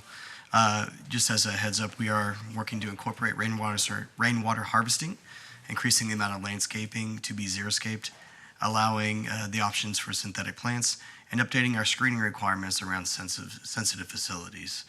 We've taken some cues from a lot of recent discussions, so we are working on that. From a residential style guide update perspective, we are exploring the options of reducing our setbacks for residences and allowing for slightly higher impervious cover to encourage a higher percentage of masonry with the developers. We do have to be careful with that, but if we can do anything we can to encourage, we are working with that. And from a comprehensive master plan update, Verdunity is going to have their trip number 3 on Monday, May the 22nd, and Tuesday, May the 23rd. And this visit is going to include meetings with development staff, 2 public outreach events, and a planned joint council at P&Z workshop for the evening of Tuesday, May 23rd. that meeting with the joint workshop is going to explore a couple of growth scenarios. And I'm going to be working with the city secretary to make sure that you all are notified appropriately and everything when we have further details. And that's all I have. You sound a little sick. Are you okay? I was sick last week, and I'm still recovering my voice from that. So, Okay, just wanted to make sure. no, thank you. Appreciate it. Okay, next we have after action report. Excuse me, Mayor Pro Tem. Oh, sorry. We've lost a quorum, so we have to halt until we get our quorum back. There, Yeah, they need to be in four here. person. Okay. Even though we have two on, okay. No, they stopped it. They stopped it. The meeting.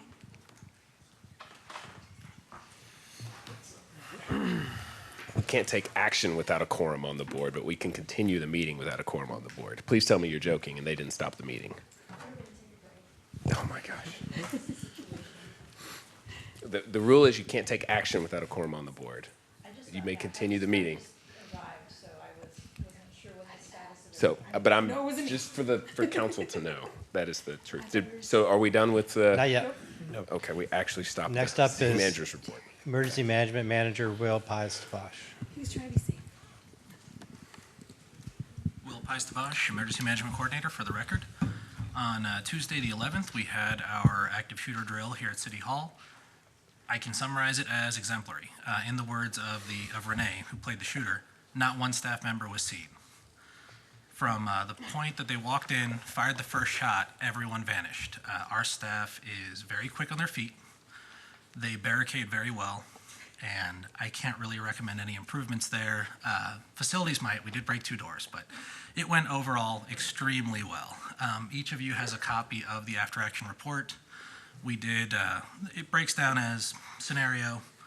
I did do a hot wash immediately after the fact with the evaluators, with staff, with PD, and then I sent out an anonymous online evaluation that staff could fill out. The graphs are generated from these evaluations and from the written evaluations that most of senior management submitted. Does anyone have any questions or concerns? Yes, sir. I'm sure it'll be documented, but was there any follow-up, like a debrief to what improvements could be made?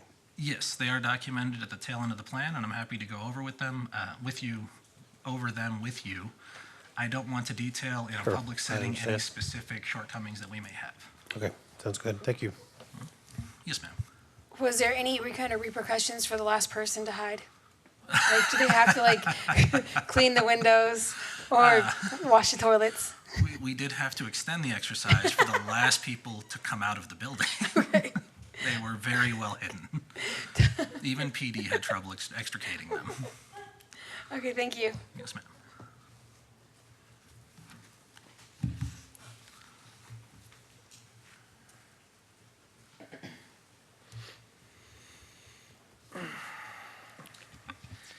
Mayor, Council, for the record, Jerry Hendrix, Interim City Manager with my team Kyle update.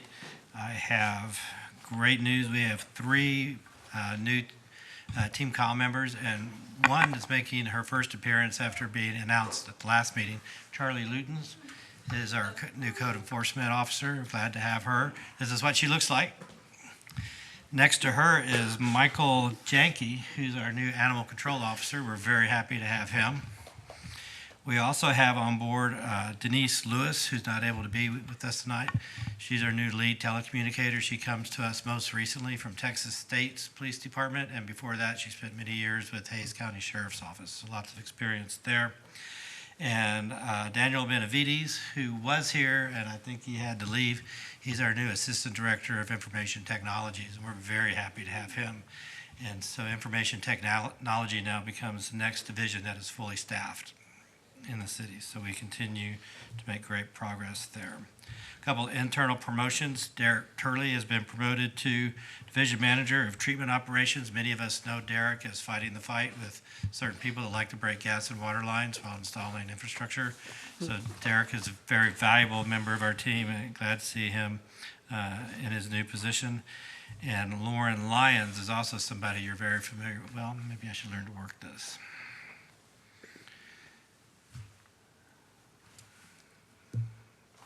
Maybe it should work. But Lauren Lyons is a member of our economic development team. She's been promoted to business retention specialist. Before she was with our economic development department, she was with our building department, and prior to that with Public Works. Very familiar with all the operations within the city of Kyle, very familiar with the city of Kyle, very valuable member of our team, and glad to have her working her way up. Mayor, Council, that concludes my report. If you have any questions, I'm available. Thank you, Jerry. Okay. Next up, CIP road projects and consent agenda presentation. Mr. Barba.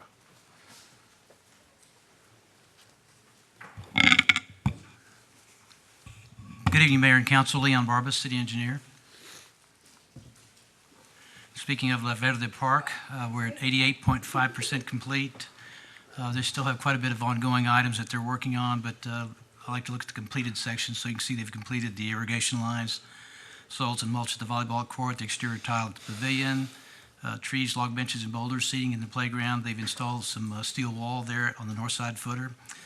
They've completed the drilling the holes underneath the bridge so they can pull that LED lighting. They claim the substantial completion date is May of 2023. Public Safety Center, we're about 86% complete. The Vibe Trail construction is ongoing. They are installing brick for the perimeter wall, the tile to main lobby on level 1. They're installing the storefront. They're working on the millwork at level 1 and 2, and the north sidewalk at Colors Crossing. Their completion date is June of 2023.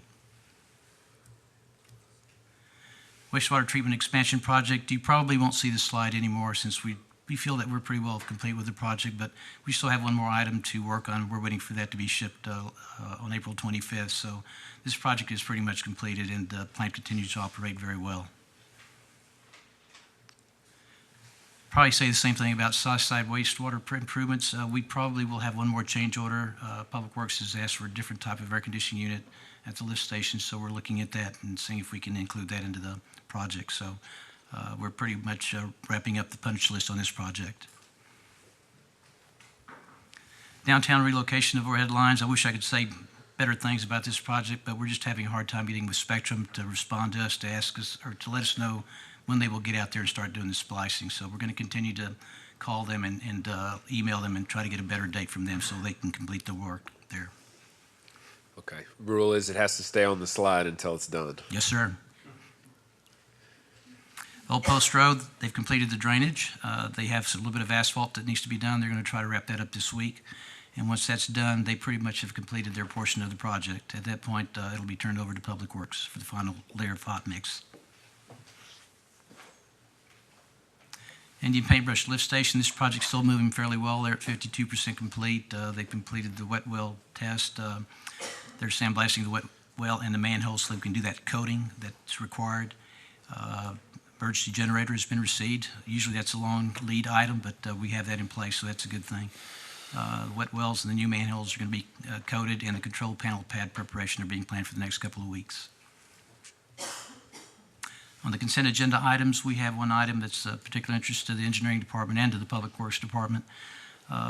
We're hoping to get a contract approved with Pape Dawson to begin the preliminary engineering for the new elevated storage tank, a 1 million gallon facility, along with a 500-gallon ground storage tank, and the pump that goes along with that. These will be located on County Road 158. These will be serving storage areas for the southern part of the city. Mayor Pro Tem Tobias, you asked for some information on Bunton Creek, or actually Dacy Lane, and I'm probably giving you more information than you wanted to hear, but I thought I'd cover every project that I know that's going on Dacy Lane. Let me start off with the Bunton Creek intersection study. I think back in February, Cobb Finley and Associates was asked to look at whether we're going to move forward with the feasibility of installing a roundabout or a standard traffic signal. I should be getting that draft memo about mid-May next month. Just to let you know, one of the streets that we selected for microservicing is Dacy from Bunton Creek to Downing Way. If you'll notice that we didn't take it all the way to BB. The main reason we didn't take it all the way to BB is because the county still has a project ongoing there. They're doing some resurfacing, they're doing some restriping, so we decided just to go up to Downing Way because we did need to do some work on Dacy Lane. So the microsurfacing will be done sometime around June or July. We don't have a schedule yet from the contractor. Council also approved a contract with CP&Y on number 3 to look at the intersection of Downing Way and Fountain Grove and see what improvements could be made there, specifically looking at whether we could install a roundabout or whether we should look at traffic signals at that particular intersection. I'm supposed to be getting a draft report by the end of this month, so I can start reviewing that and getting back to council with an update on what we uncovered with that project. That particular project also includes a portion of the Vibe that would be from Marketplace, Parkway, to BB Road, so that's part of their project. Number 4, next council meeting, we'll be bringing a proposal back from CP&Y to look at providing a preliminary engineering report. There's a wastewater line that's we need to upsize or upgrade. It's just to the north of Beebe, starts at north of Beebe and goes all the way down to Button Creek Branch there, Button Branch Creek. We have probably need to put in about an 18-inch wastewater line there that's, and the reason for that is because we're installing that new lift station at the Indian Paintbrush is going to have more pumping capacity. Number 5, I'm going to turn this over to Zach Ryan. He's with LJA. Will give you an update on the project that the county's working on between Beebe Road and Hillside Terrace. Thanks, Leon. Zach Ryan with LJA. So that project's been under construction for a while, and as y'all know, this is a county funded project. The city's portion was expanding the sidewalk and installing the illumination from Beebe to Chapa. And so the sidewalk is complete there. The illumination poles have been ordered. They have not been installed. It'll take a couple months for those to come in. Substantial completion is now forecasted for February of 24. That's about 5 or 6 months behind schedule from the original date. That's almost 100% attributed to utility relocation slowdowns. As he mentioned before, telecoms and some of the other utilities have been a struggle to get them to move. So that's where we are now. So if anyone has any questions, happy to answer them on that project. Yes, thank you. Perfect, because I still get questions from the school and the residents in the area about how long it's going to be. It's good to know that the lights are coming. That was one of the things that I did mention to the principal there because of the kids that are walking home. There's a lot more students that are walking home in the evening after school activities. So that's good to hear. Now at least I have a date because I know we were trying to shoot for the beginning of the school year around August. I mean, that's when they were anticipating and they were getting excited because as you can see where Dacy is, we started on the second lane where they started doing the construction there to where we can have the turning lanes now. That's and correct. So I've noticed that, and I think today when I drove by there, I did see that they were starting to plant where the illumination lights might go. There's flags posted around. I think that is correct, Yeah. yeah. And they'll be able to get the conduit Yeah. and those kinds of things And in so before they forth on wait for there. the Okay, for the actual and so luminaires. it's good to get that update. I appreciate that very much. 'Cause, Yeah, it's moving there's- along. Yeah, I know it was kind of slow. I know during the holidays it was kind of stopped, and a lot of people were emailing me and saying, "Hey, what's the deal? Yeah. Are they going to finish it and so forth?" But it's just I understand it's product and everything else that goes along with it. And thank you, Leon. If you wouldn't mind just sending me Section 1 and Section 2. In an email, so that way I could pass it on to the people in Kensington and along with Steeplechase or in the Bunton Creek Downing Way, that way they can be aware that something's going to be in the pipeline. Yes, sir. Thank you very much. Questions? Thank you, Leon. Thank you. All right. Sorry, I have a question. Oh, Councilmember Parsley. Sorry. Hi, Leon. Thank you so much. So for item 11, that 30%, the 72,800 is going to be paying for the engineering and 30% of the design for this water tank, correct? When we say 30% plans, they usually give us a report, and then they also give us some rough plans of what the project's going to look like. We already have a site selected for the tank, so it's going to be basic information that we're going to get from them. But it's, like I said, it's roughly 30%. It's pretty close to what we're looking for. So that's what we'll be getting. Does that help explain that? Yes, and so it says in here it's gonna be a pre-stressed concrete water ground storage tank. I wanna know what type of design, I mean, like, what kind of water tank are we getting? Is it like the concrete one? Is it gonna be the round, long-legged one? The ground storage will be the circular, that's used for, we'll have that on the ground. That'll be the circular tank that's going to be there. And the elevated storage, usually Public Works has a special kind they would like to see there. So what's listed on number 11 is the type of tank that we'll be installing there. I was just wondering, because I was reading about the storage tanks and, the maintenance that comes with these tanks. So I wanted to know what type of tank are we designing, if we have any idea. Is it going to be like the composite one, the multi-legged fluted column? I just wanted to know. Are you asking about the ground storage or the elevated? Elevated. I know Public Works has a specific design they like to see. It's going to be elevated, and I know that we haven't made that decision yet on which tank we want to get at this point in time. We'll be getting that information as Okay, will part of the that 30%. come forward before they start designing? Pardon? Will that come forward before they start designing the type of tank? Yes. We'll be getting that information at the 30%. Okay, thank you. Yeah. And Councilmember, Public Works has a specific type of tank they would like to see, so we're going to probably follow their directions on that. Okay, thank you, I appreciate it. Leon, would we be looking at needing more of these water storage tanks throughout the city after this one as we continue to grow out? Or do we have enough of them to have a good amount of water pressure here in our city? We're actually considering the possibility of placing another one there at Leibe across from the high school. I know Public Works has asked for us to look into that, see what it would take to do that. I think they're asking for about 1 million gallons. I may be going back on memory. But yes, we are looking for other places for groundwater storage or elevated storage as we need it. Is that to help out the northeast part of the city?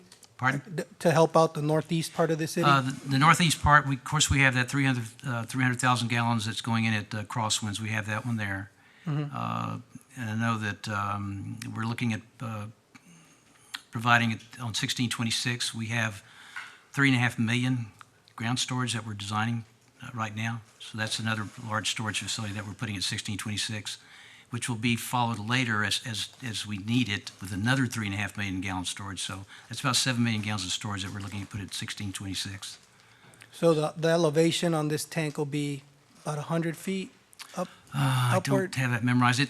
We have 3 pressure planes, council member, and each one has to meet a certain elevation for that pressure plane. For example, these on County Road 158, they're in pressure plane ones, so they'll be meeting that elevation that we need there to balance our water systems there. And the one on Leibe, I believe that's pressure plane 2, but I'm guessing on that. That's a different elevation, higher elevation. And just because of the volume that's up there, a wooden water tank, bad idea? Bad idea. I've seen that, wooden tanks. A lot of maintenance for those. Okay. Lots of maintenance. All right, thank you. You're welcome. Any other questions? All right, any motions on the consent agenda? I'd like to approve agenda item 11, since I heard about this water tank. And 10 as well? Just 11. 11's concerning the water tank. But you want to go ahead and approve the whole consent agenda as well? Or Sure. you want to take two votes? We talked about Acadian before, right? So Yep. 10 and 11. All right, motion by Councilmember Zuniga, seconded by Councilmember Flores-Cale. We approve the consent agenda, items 10 and 11. Is there discussion on the motion? Mayor Pro Tem. Just to clarify on the section 12, I believe it's for the payment that, let me pull it up, I'm sorry.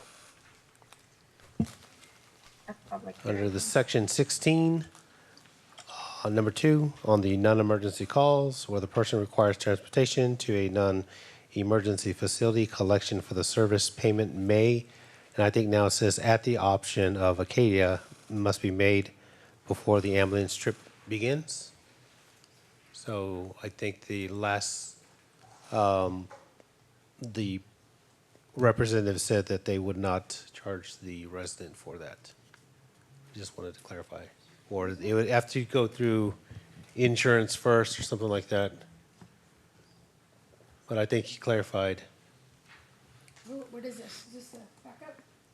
Yes. I was talking about the ambulance, Acadian. If you look on the Acadian, remember, we, the discussion about if there was somebody that was, let's say, elderly, whatever, that it said, stated in here that Acadian would have to require payment up front before the trip begins, but I think he did clarify that that would not need to happen. They would work through it internally, so I think that's where, at the option where Acadian verbiage is now in there, that they would work it out. So with that, I'm good, Mayor. Okay. Any other discussion? All those in favor say aye. Aye. Aye. All opposed? Motion carries 7-0. Next up is agenda item number 12, public hearing. Actually, before we do these items, there's been a request to go ahead and go back into executive session very briefly to talk about the city manager contract, and then come back out potentially to take action on that, and then proceed with our meeting. So if there are no objections, we will go very quickly, so I don't think it will last very long. Pursuant to Chapter 551, Texas Government Code, City Council reserves the right to convene into executive session from time to time as deemed necessary. City Council may convene pursuant to any lawful exception in Chapter 551, pending or contemplated litigation, or to seek the advice of the city attorney pursuant to 551.071, City Manager Employment Agreement.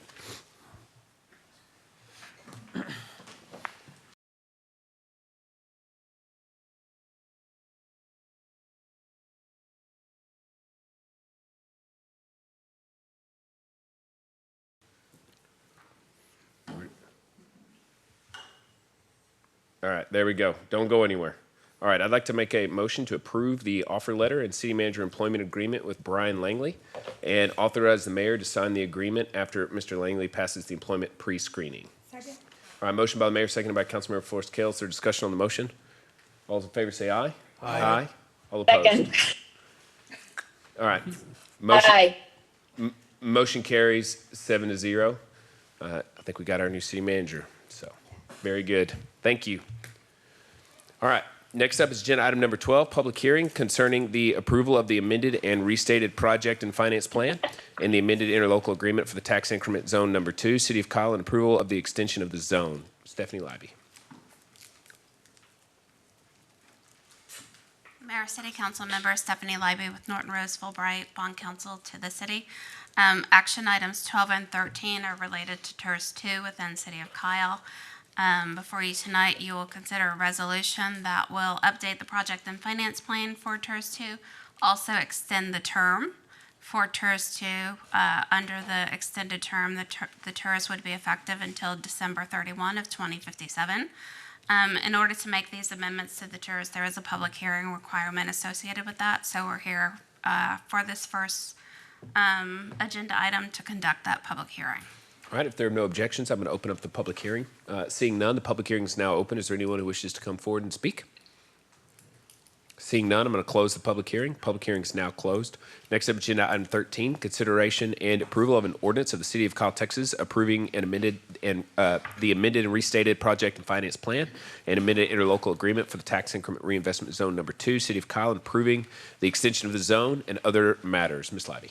Sure. Again, Stephanie Leibe, Norton Rose Fulbright, Bond Counsel to City of Kyle. As I mentioned, related to the public hearing, this resolution would approve an updated project and finance plan for TIRZ 2, extend the term of TIRZ 2 until 2057, and then also authorize the execution of an amended ILA between the city and Hays County to reflect that extension of the term of the zone. In the project and finance plan, we have worked with P3 that the city engaged as TIRZ administrator to provide an updated plan.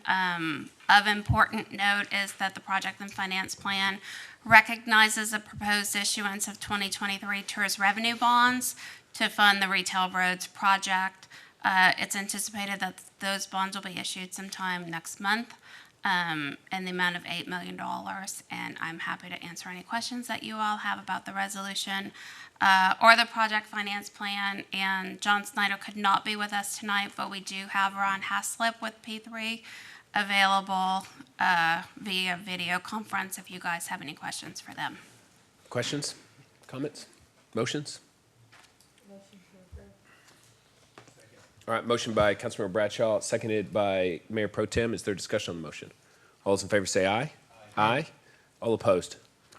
All right, motion carries. Aye. Motion carries 6-0. Thanks. All right, next up, agenda item 14, consider approval of a transportation improvement design, permitting, and construction agreement with TIRZ number 2 and Plum Creek Development Partners. Ms. Saenz. Mayor and Council, Paige, Saenz, City Attorney for the record. The Council is sitting as TIRZ Board was briefed on this agreement on Thursday.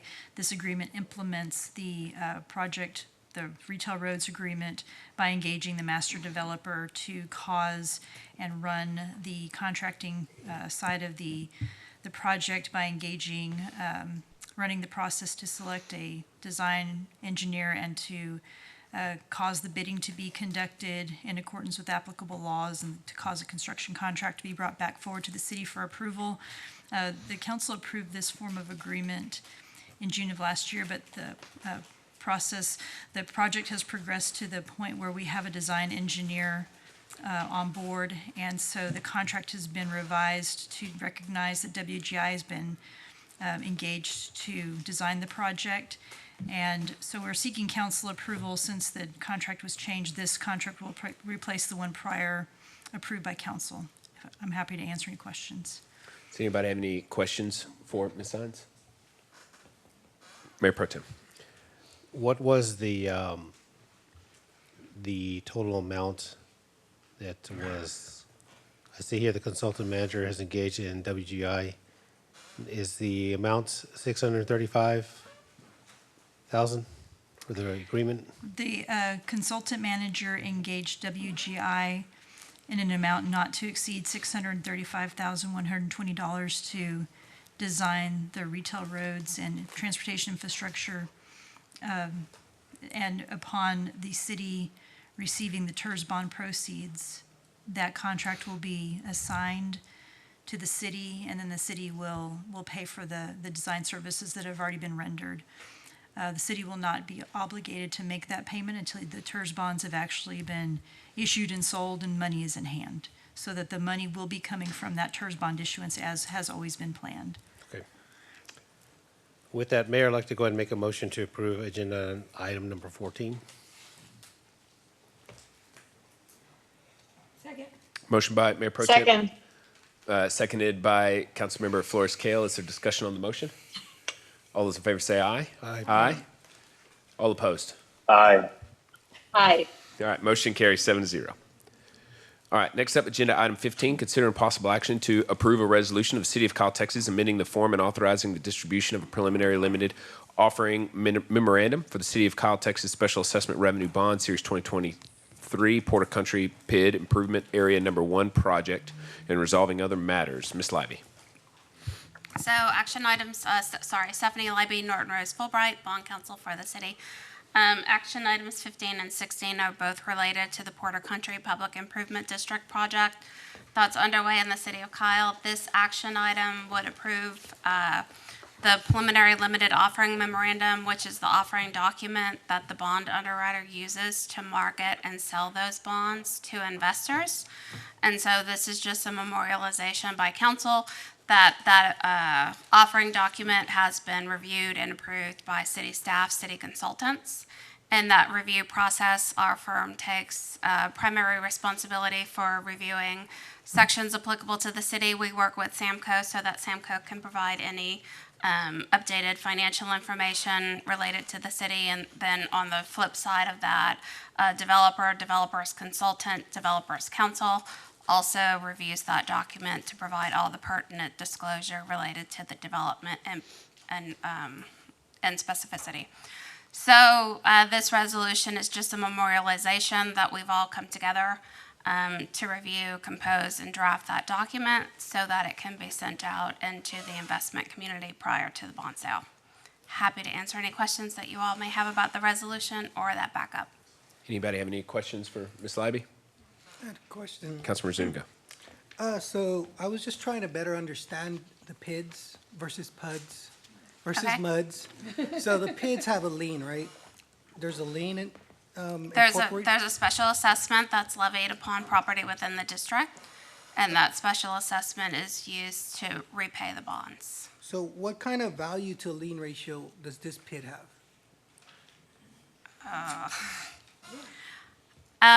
I don't know offhand. I'm gonna call on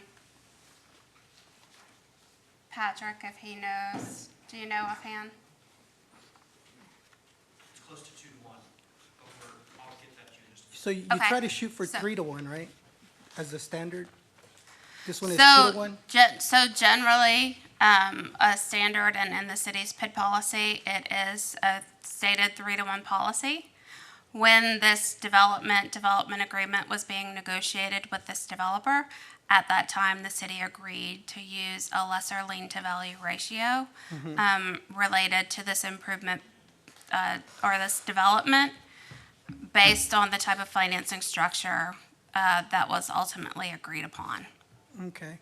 So when the people living or buying these homes have to pay their taxes, in addition to the tax rate, what additional assessed tax do they pay since they belong in the PID? Sure, So if our tax rate was 0.54%, I think, in the city, although I know that's not the capitalized rate, but what else, what other percentage are they paying? Yeah, so we have that information in the backup for the next council action item related to Porter Country PID. There's a preliminary service and assessment plan, and within that preliminary service and assessment plan, there's a proposed assessment roll that'll show both the assessment amount per lot, and then that assessment amount broken down on an annual basis. And so there will be some variation between assessments levied within the district because the assessment's levied based on benefit provided. And that's calculated using the estimated build-out value based on lot sizes. And so different lot sizes will pay an incrementally larger assessment as the lot size increases. Okay. But I can pull, when we discuss the next action item, if you want those specific figures, I can pull that up and provide it when we discuss that.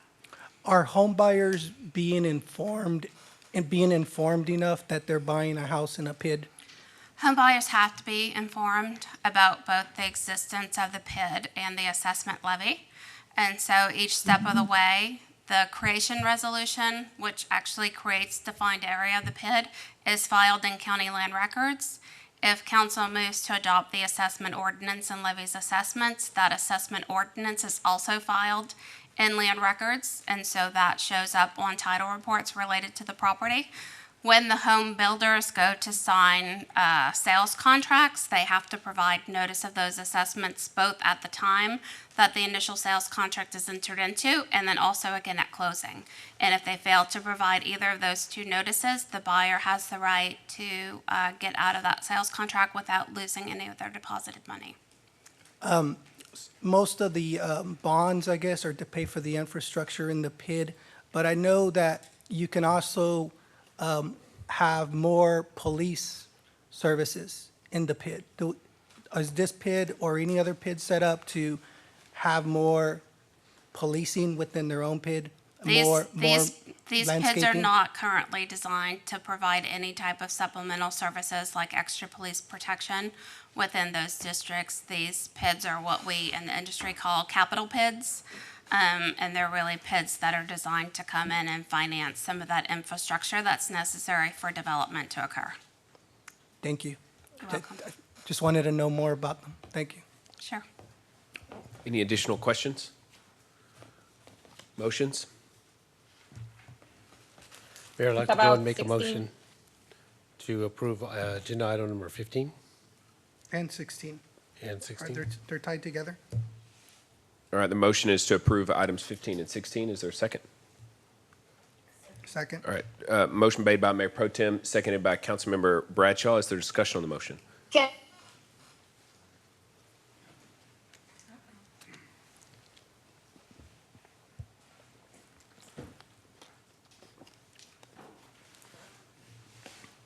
Can you hear? You're breaking up, Councilmember Parsley. It's okay. Just forget it. Easiest question all night. Okay, all those in favor say aye. Aye. All opposed? All right, motion carries 5-0. Thank you Aye. all. Thank you. All right, next up is agenda item I number. said aye. I'm sorry, I don't want to be counted absent. It's just I have a horrible delay here. Yeah, I have to count it 5-0 because your screen wasn't working at the time. It's the rules. I apologize, but understood. Oh my God. Paige, do you disagree? All right. All right, next up. I just can take a screenshot with my phone and I can show you my screen is up. Look. I'm super frustrated with the internet. All right, next up is agenda item 17, discussion regarding the feasibility of utilizing the rainwater harvesting system lift station design from the Public Safety Center to another city project. Mr. Byrd, we got your report in the email, so anything you want to add to that? The answer is no, we can't do that. But Perfect, yes, sir. Mayor Council Derek Byrd with AGCM, Project Manager for the Public Safety Center. And just as you know, last meeting we had discussion on ad services for PGAL and a rainwater system. It's Council's directive to review and discuss that and see if we could utilize that system somewhere else. In discussions with Leon and with Garza, that is not possible. Thank you for restating the email. all right, does anybody have questions for him? Yeah, so I guess this is gonna go back to the PGAL invoice, because I think we were trying to decide what was going on.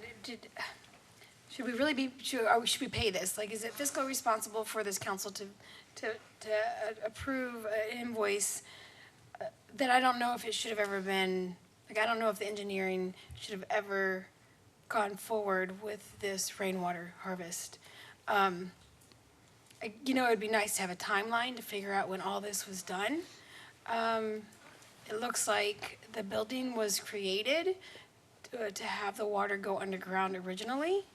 I didn't see any gutters on there, so I imagined that, like, I don't know how they would have got the rainwater from the ground to the harvest if it was going underneath. So I guess my question is to PGAL, and maybe I don't know, are we gonna, like, take a vote on the invoice as well? So they're no longer requesting change or addition to their contract, so that's not up for discussion or action at this point. We had conversations with them voicing those items researched through their contract, and so we're not proceeding with additional dollars added to their contract at this time. The situation, and I'm guessing you didn't receive my follow-up email, but you know, AGCM was not a part of the design development, which is when we came on. The cistern and those underground roof drains were in place at that time.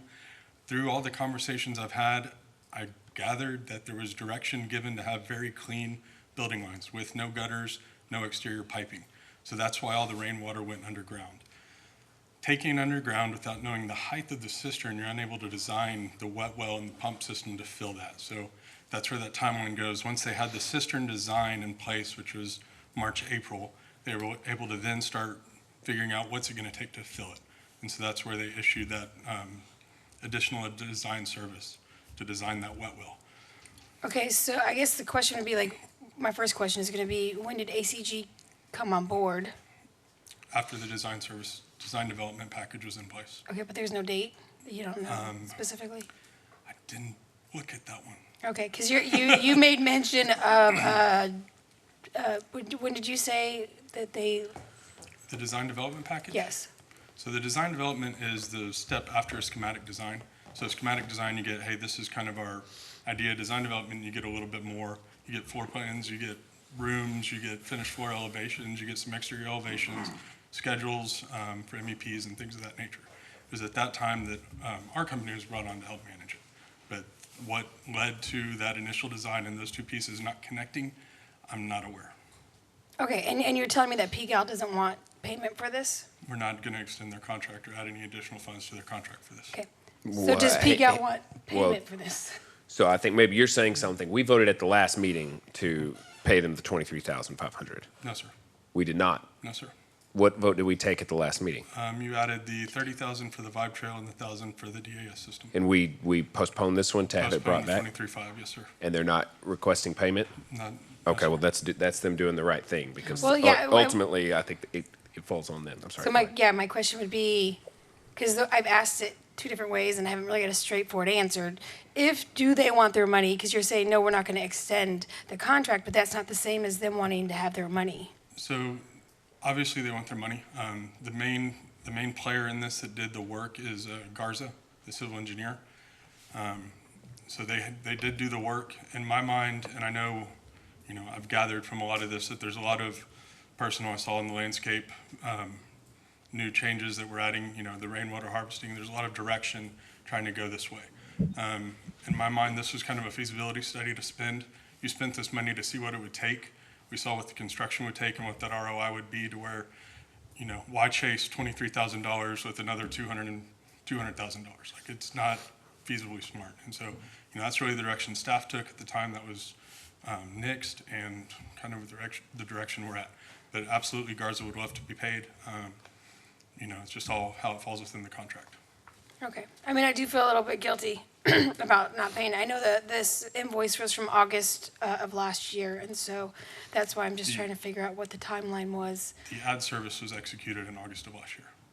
So, yeah. So, all right, that's it. Thank you. Further discussion? Okay, thank you. Next up, agenda item 18, presentation update and possible action regarding spay, neuter, vaccinate program for the city of Kyle, including vouchers, requirements, participation, and costs. Chief Barnett.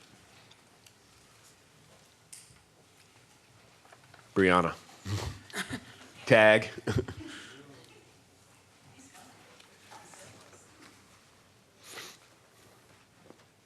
It's okay, Chief.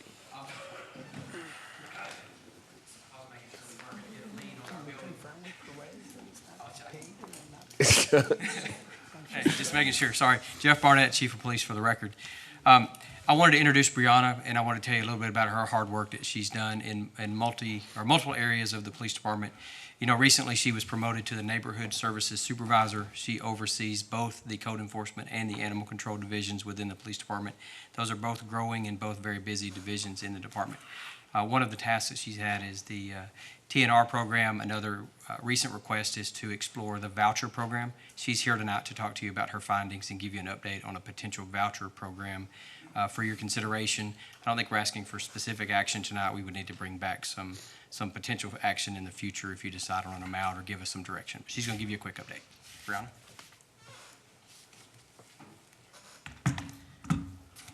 Mayor and Council, for the record, Brianna Geddes, Neighborhood Services Supervisor.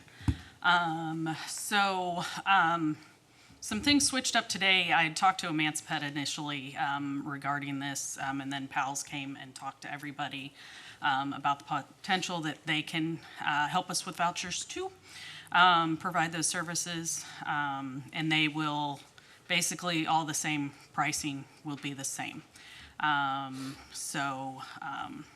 What we had come up with was to start with 250 vouchers. I have all kinds of different numbers. We can play with the numbers, but to do 250 vouchers, it is $22,250, and that would just include the spay and neuter costs, either through Emancipet or through PALS as surgery programs. And I kind of mimicked Buta's program. I met with them and got all their information for how they were doing their program up to date.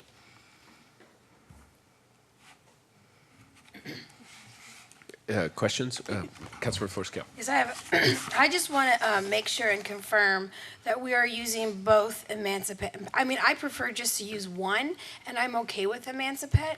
I've had residents reach out just with some kind of difficulties, and I guess there are financial limits to PALS. And so the backup materials said Emancipet. I've had personal experience with Emancipet. Again, I think if it has to be, or I'm okay with that, but I also like Emancipet. But, given I'm sure they're all busy, I just want to make sure that at least both options are going to be provided to the residents. Yeah, the thing with Emancipet is they will kind of towards the end of June be back doing their mobile clinics. That's their plan. We had found that out when I started researching this project, was that they were going to bring back the mobile clinics. And for some people, going to Austin is convenient. That is a good option for them because Powell's clinic is in San Marcos and it is on the square, so it is not necessarily on the way to work for some people. So a lot of people do still use vets in Austin. So both. Well, I love the idea of it. I think it's great. And it's I'm hoping this is in addition to the TNVR, correct? Okay. Yeah, I think we briefly discussed this at the meeting when we were talking about TNVR, and I always thought it was a great idea. And so with that, do we need to make a motion to approve or? We can make a motion to direct staff to bring it back, I think is the way it'd have to, bring back an ordinance or a Budget amendment. budget amendment as well. Ooh, a budget amendment. Or just bring back necessary agenda items to. Okay, I'd like to make Yeah. a motion to direct staff to bring back corresponding policies or procedures for agenda item number 18. Do you want to establish the amount, the 22,000? Oh, yes, in the amount of $22,250. All right, there's a motion. Second. Second. All right, motion by Councilmember Flores-Cale, seconded by Councilmember Parsley. Is there discussion on the motion? Mayor Pro Tem. Okay, this will be my last time talking about this, but still, I know it's important. Thank you right off the bat for all your hard work. I know you was given this task, and I know it was grueling at times. And I appreciate the research that you did on this and spent the time. We finally got some numbers. That's what we would wanted from the beginning. I know we were having a lot of people saying that this is best for the residents and for their animals and so forth, but we didn't really have anything solid ground as far as a dollar amount, and now we do. So that really, really helps. So I'm going forward, I'm in support with this, and hopefully city staff can come back with an ordinance, and then we can get this project started. So, but then again, thank you so much for all your hard work on that. Any further discussion? All those in favor say aye. Aye. All opposed? Aye. Aye. All right, motion carries 6-1. All right, next up, agenda item 19, authorize execution of a professional services agreement with Catalyst Commercial, Dallas, Texas, for total consulting fees in an amount not to exceed $25,000, which includes reimbursable expenses at 115% of actual costs to provide services related to recruitment of targeted retail, hospitality, entertainment, and destination retail in the city of Kyle for the period April 1st, 2023 through September 29th, 2023. Ms. Vargas. Mayor and Council, Victoria Vargas, Director of Economic Development. I'd like to make a request to table this item until our retail consultant can actually be present. He is out of the country, and so at a later date, he can come back and I'll bring the item forward. I'd like to make a motion to table agenda item 19. Second. Motion by the mayor, seconded by Councilmember Flores-Cale. Second. Is there discussion on the motion? All those in favor say aye. Aye. Aye. All opposed? Motion carries 7-0. All right, next up, agenda item number 20, approve an updated interlocal agreement between the Plum Creek Watershed Partnership and the City of Kyle regarding the continued participation and implementation of the Plum Creek Watershed Protection Plan. Ms. Roker. Mayor, Council, Kathy Raker, Stormwater Program for the record. In front of you is an updated interlocal agreement between the City of Kyle and the Plum Creek Watershed Partnership. This, the very first interlocal agreement was signed in 2011. There was a renewal that was done in 2014. There's been a couple of partners that have changed. Polonia Water is no longer Polonia Water. Aqua merged with them, and so it was cleaning up some housekeeping things. And so we figured it was time to update the interlocal agreement. All right. Motion to approve. Second. Motion by the mayor, second by Councilmember Flores-Cale. Is there discussion on the motion? All those, I Councilmember Zuniga. did see that there's a workshop on fats, oil, grease going into wastewater. Who holds that workshop? Does everybody together, or all That- all the partners? It would go through the Plum Creek Watershed Coordinator, and he is officed out of Lockhart. But I can ask him when that is coming up and let you know. And how does our total add up? It seems like it's giving a population number and an area square miles, and then it's saying 50% population, 50% land. But I don't know how I got those numbers though, 4,900 and 188. Again, GBRA is the managing partner. They're the main manager of the partnership.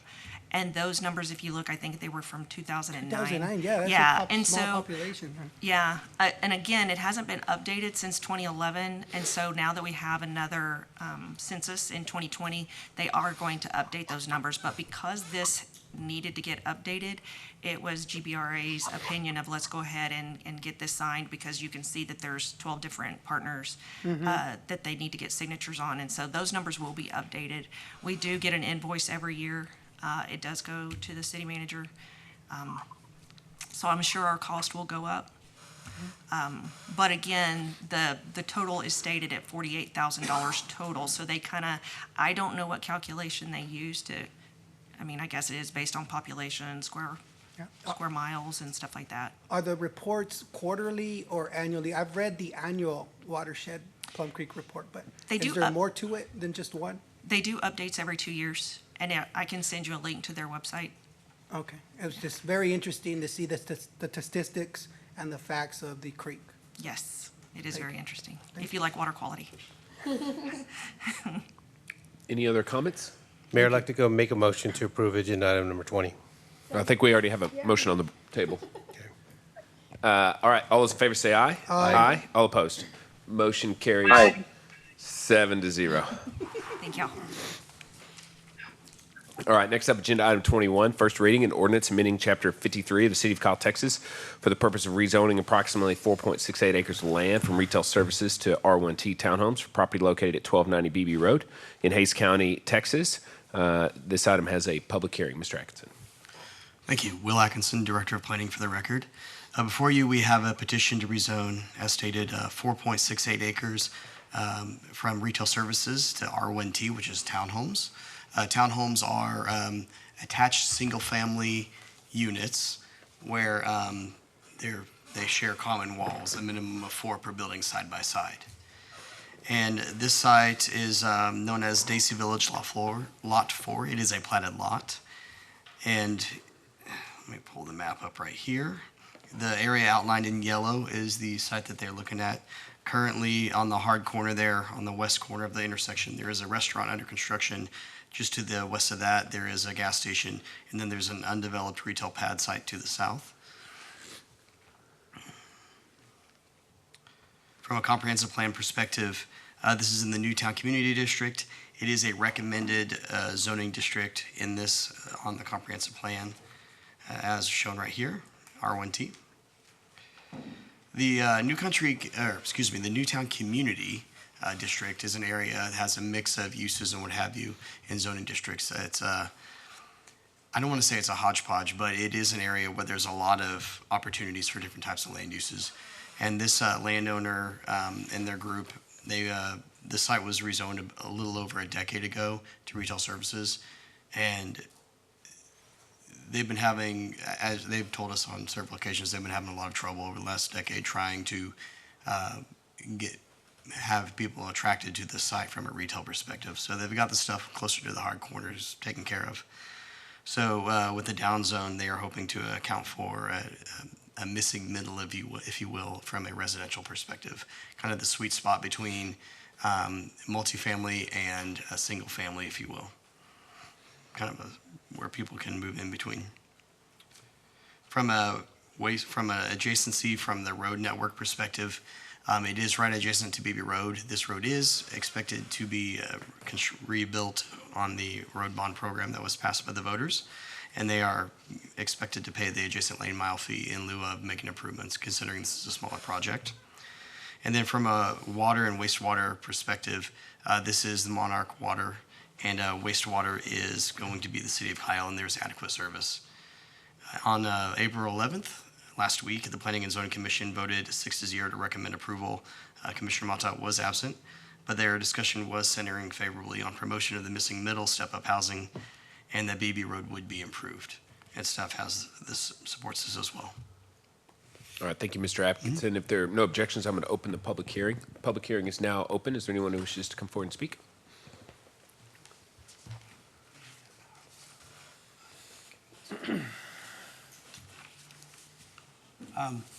Thank you, Mayor. Councilman, my name is Vince Hebinger with Vince and Gerard and Associates.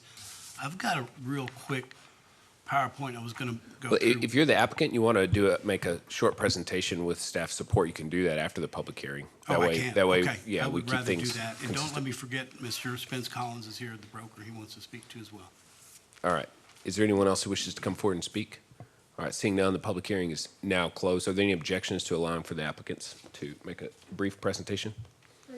3 minutes? 3 minutes? Fine. That's all I need. I'm just going to go, did y'all receive a copy of this also? I'm working on pulling it. Okay.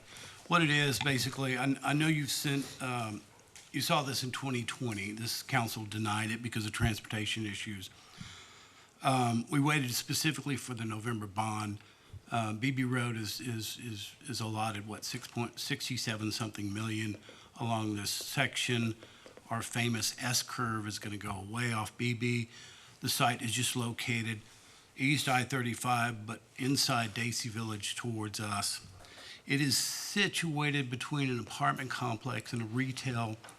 It is currently retail zoning, but there's a convenience store on the corner. I didn't do the original planning for these folks. That's a little bit too much retail, a little too deep with that acreage. So every time I looked at it, Mayor, Council, I just didn't see the commercial aspect of it.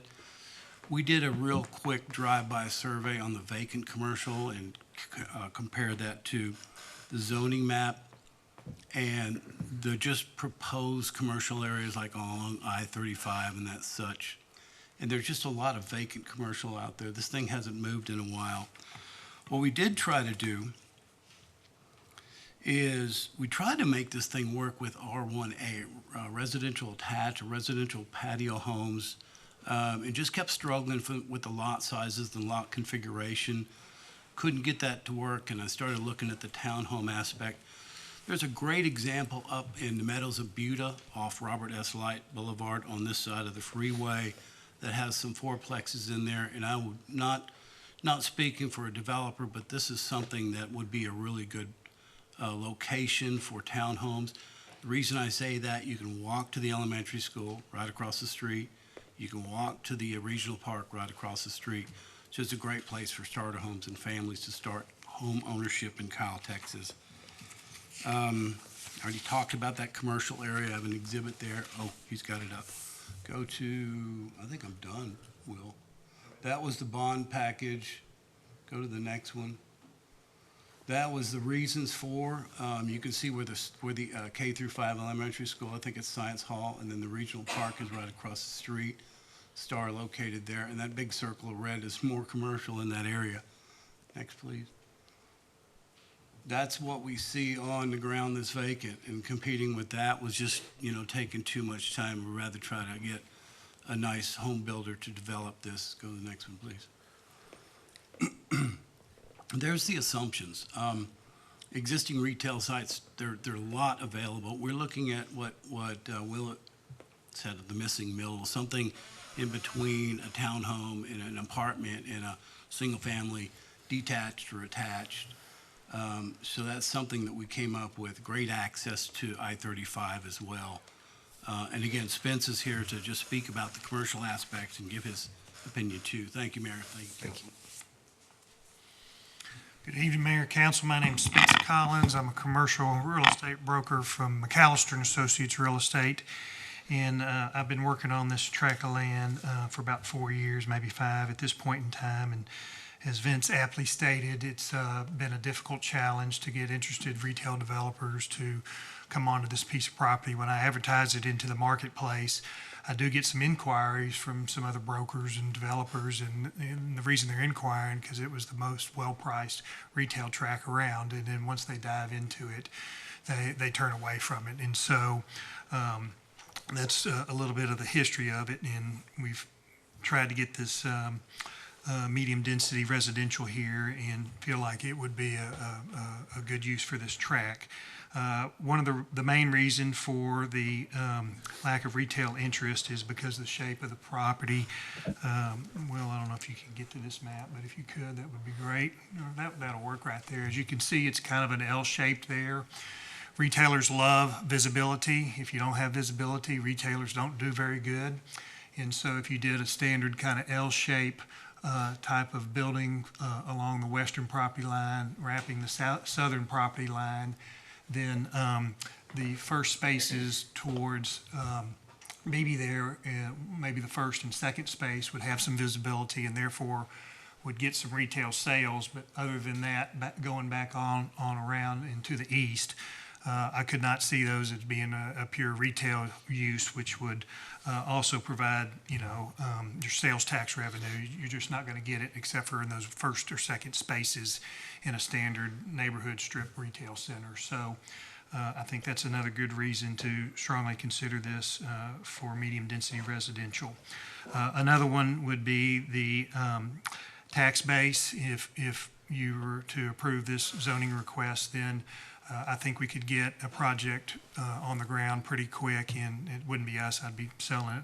I don't have a townhome developer lined up, but I know many of them are looking for this type of product, and so I think you could get some tax base, ad valorem tax base on the ground in probably 18 months.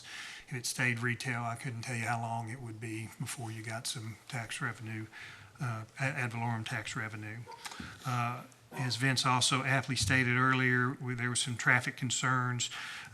We hired Carlson, Briggs, and During to do a TIA traffic study.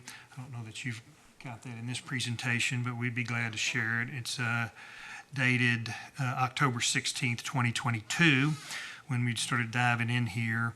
30 units of single-family detached housing has 283 trips per day.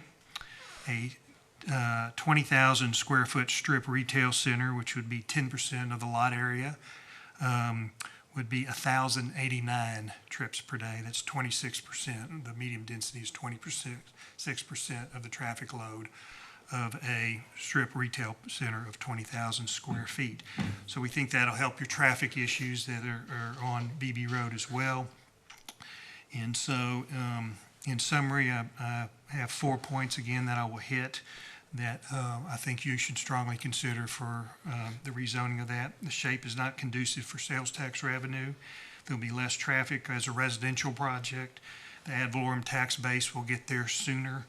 And then lastly, as Will also stated in his presentation, this is a much needed type of housing for your fair city. Thank you. All right. Thank you. Does anybody have any questions for the applicant or comments? Mayor Pro Tem. Okay, thank you. Thank you both for bringing this forward. I understand, I hear all of you in the comments about the retail and also the commercial. But I live there, literally right in that corner area. And we don't have any retail at all in that area at all.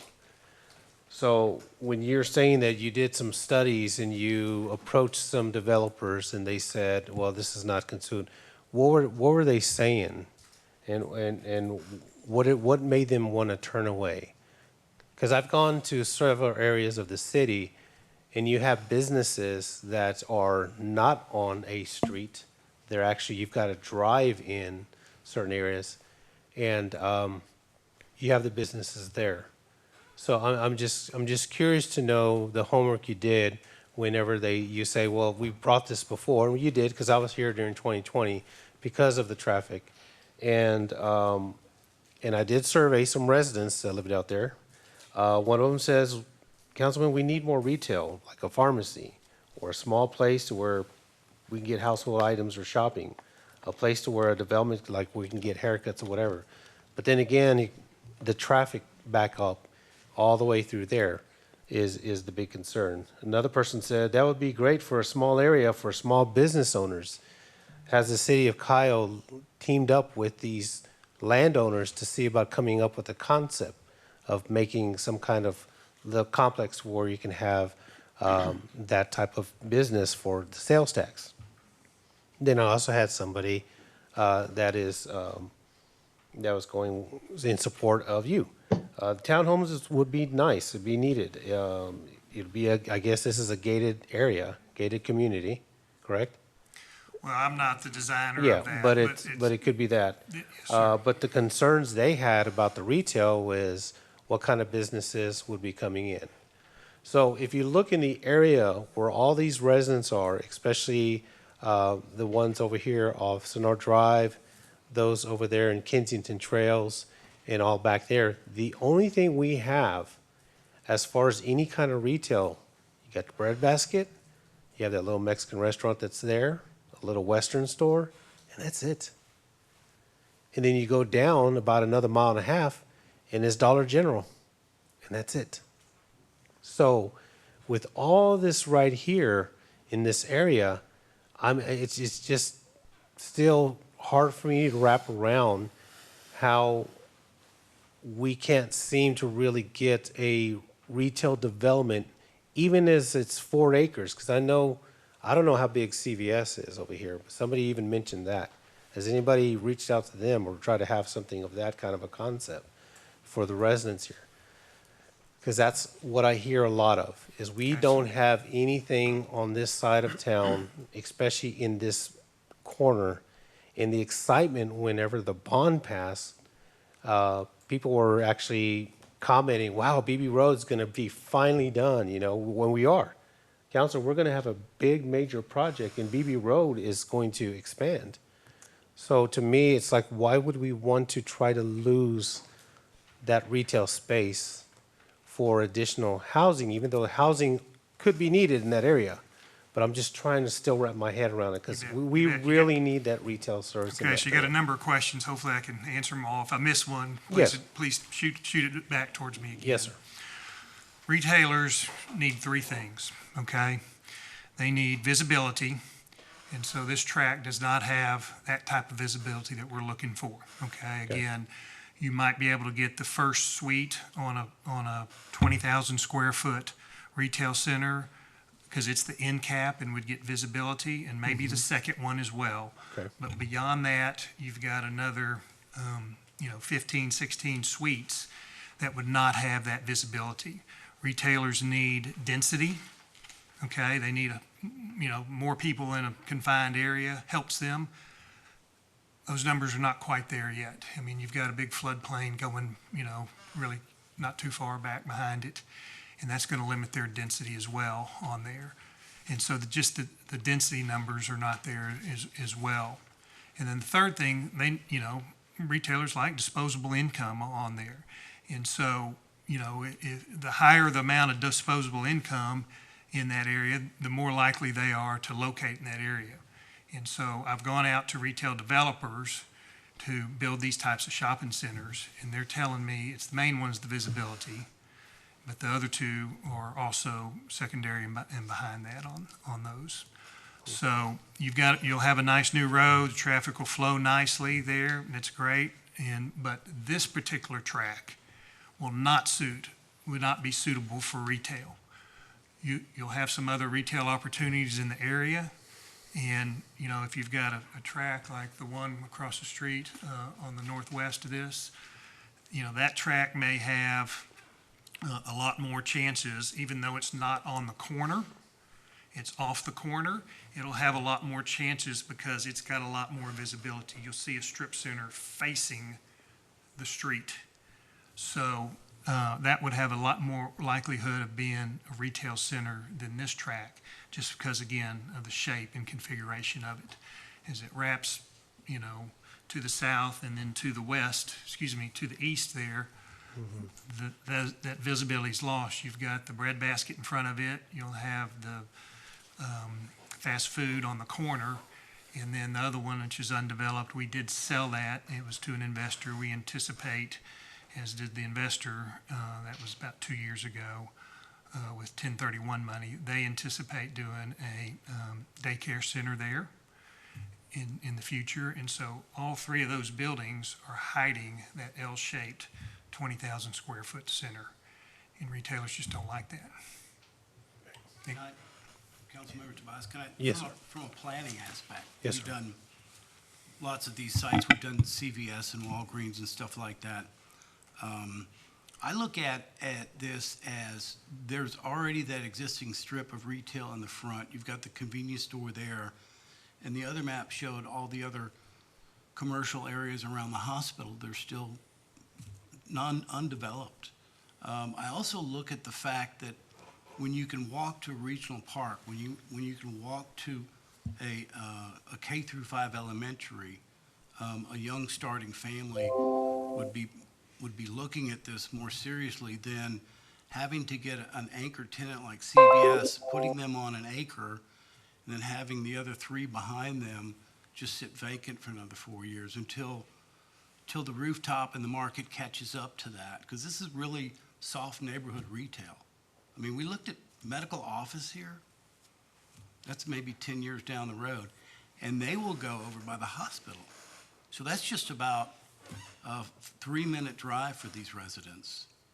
So that's my planning experience looking at this as a land use. Additional questions? Councilmember Flores-Cale. Thank you, and thank you guys for being willing to answer our questions.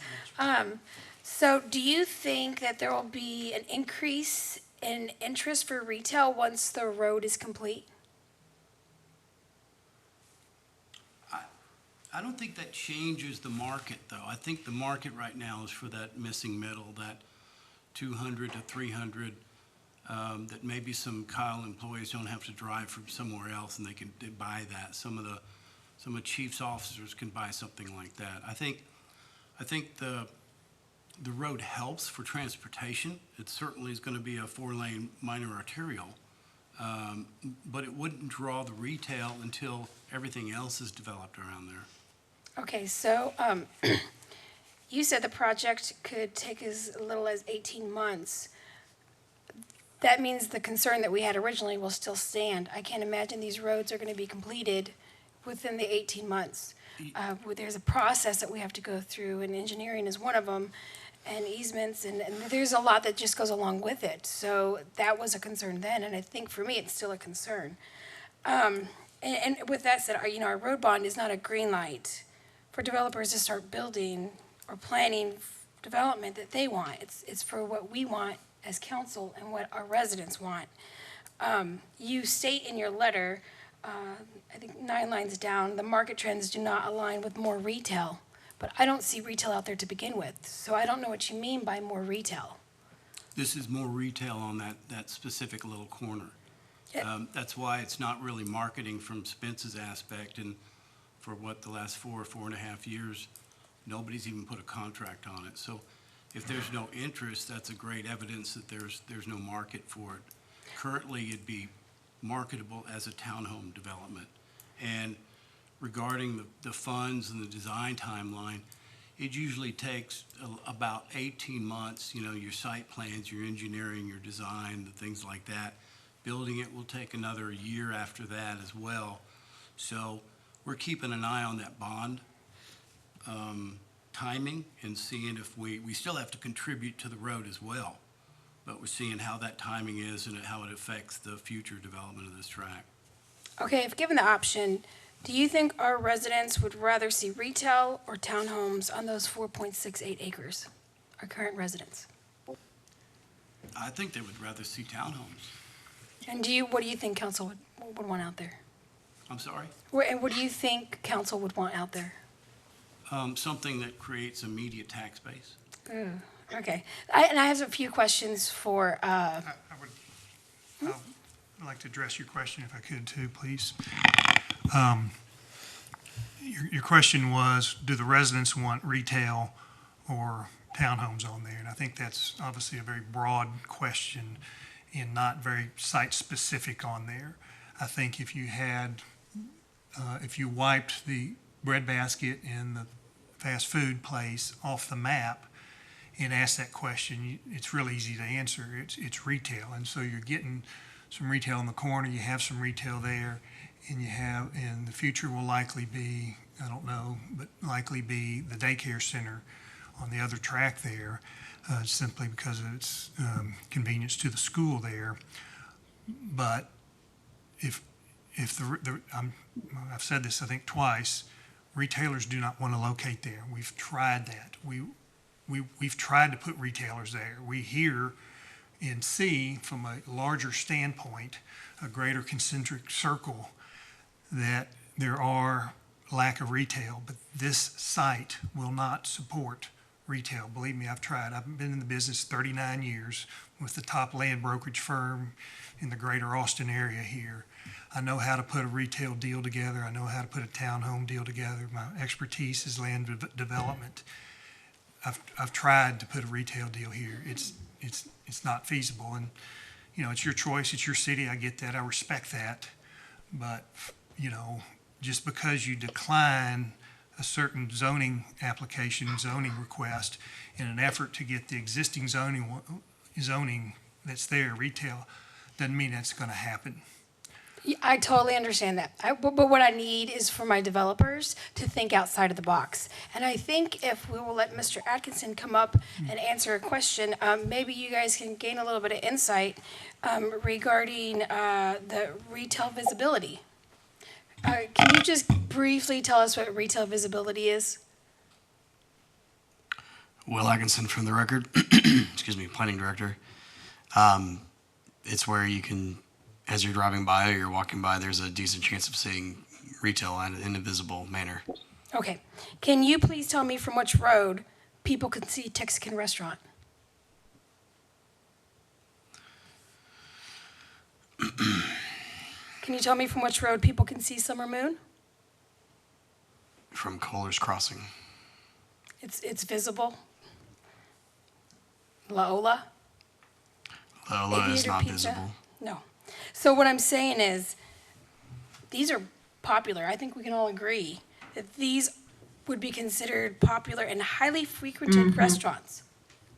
And so to you, I say, if the visibility is an issue, take a look around, because it's in Kyle. There are hidden places that people go and they bring, Texican is a big name. And I know it's there, and I go and I eat there. I'm sure every one of us eats there once a month. So I understand your need to want to develop the land, but the need of my residents needing retail, restaurants especially, for me is even greater. Councilwoman, what is the average cost of a home in Kyle, Texas?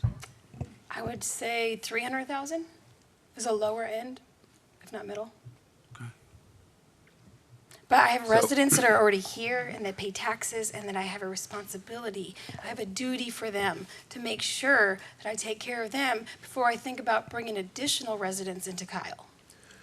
So, to couple things. To be fair, I think you're getting just the general sense of that we really have not changed our opinion on this lot.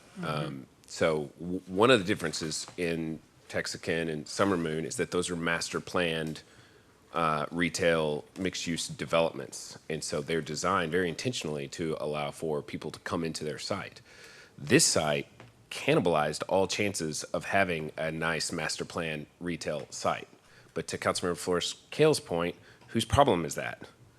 So it almost seems to me like what you're saying is you sold off the front corner, put it in a very that gas station in such a way that the rest of the site doesn't work for retail anymore, and so now you're coming back to us saying we should have taken the larger context of retail and built something where you could have been invited into the site with maybe multiple restaurants or all different kinds of options for that big corner.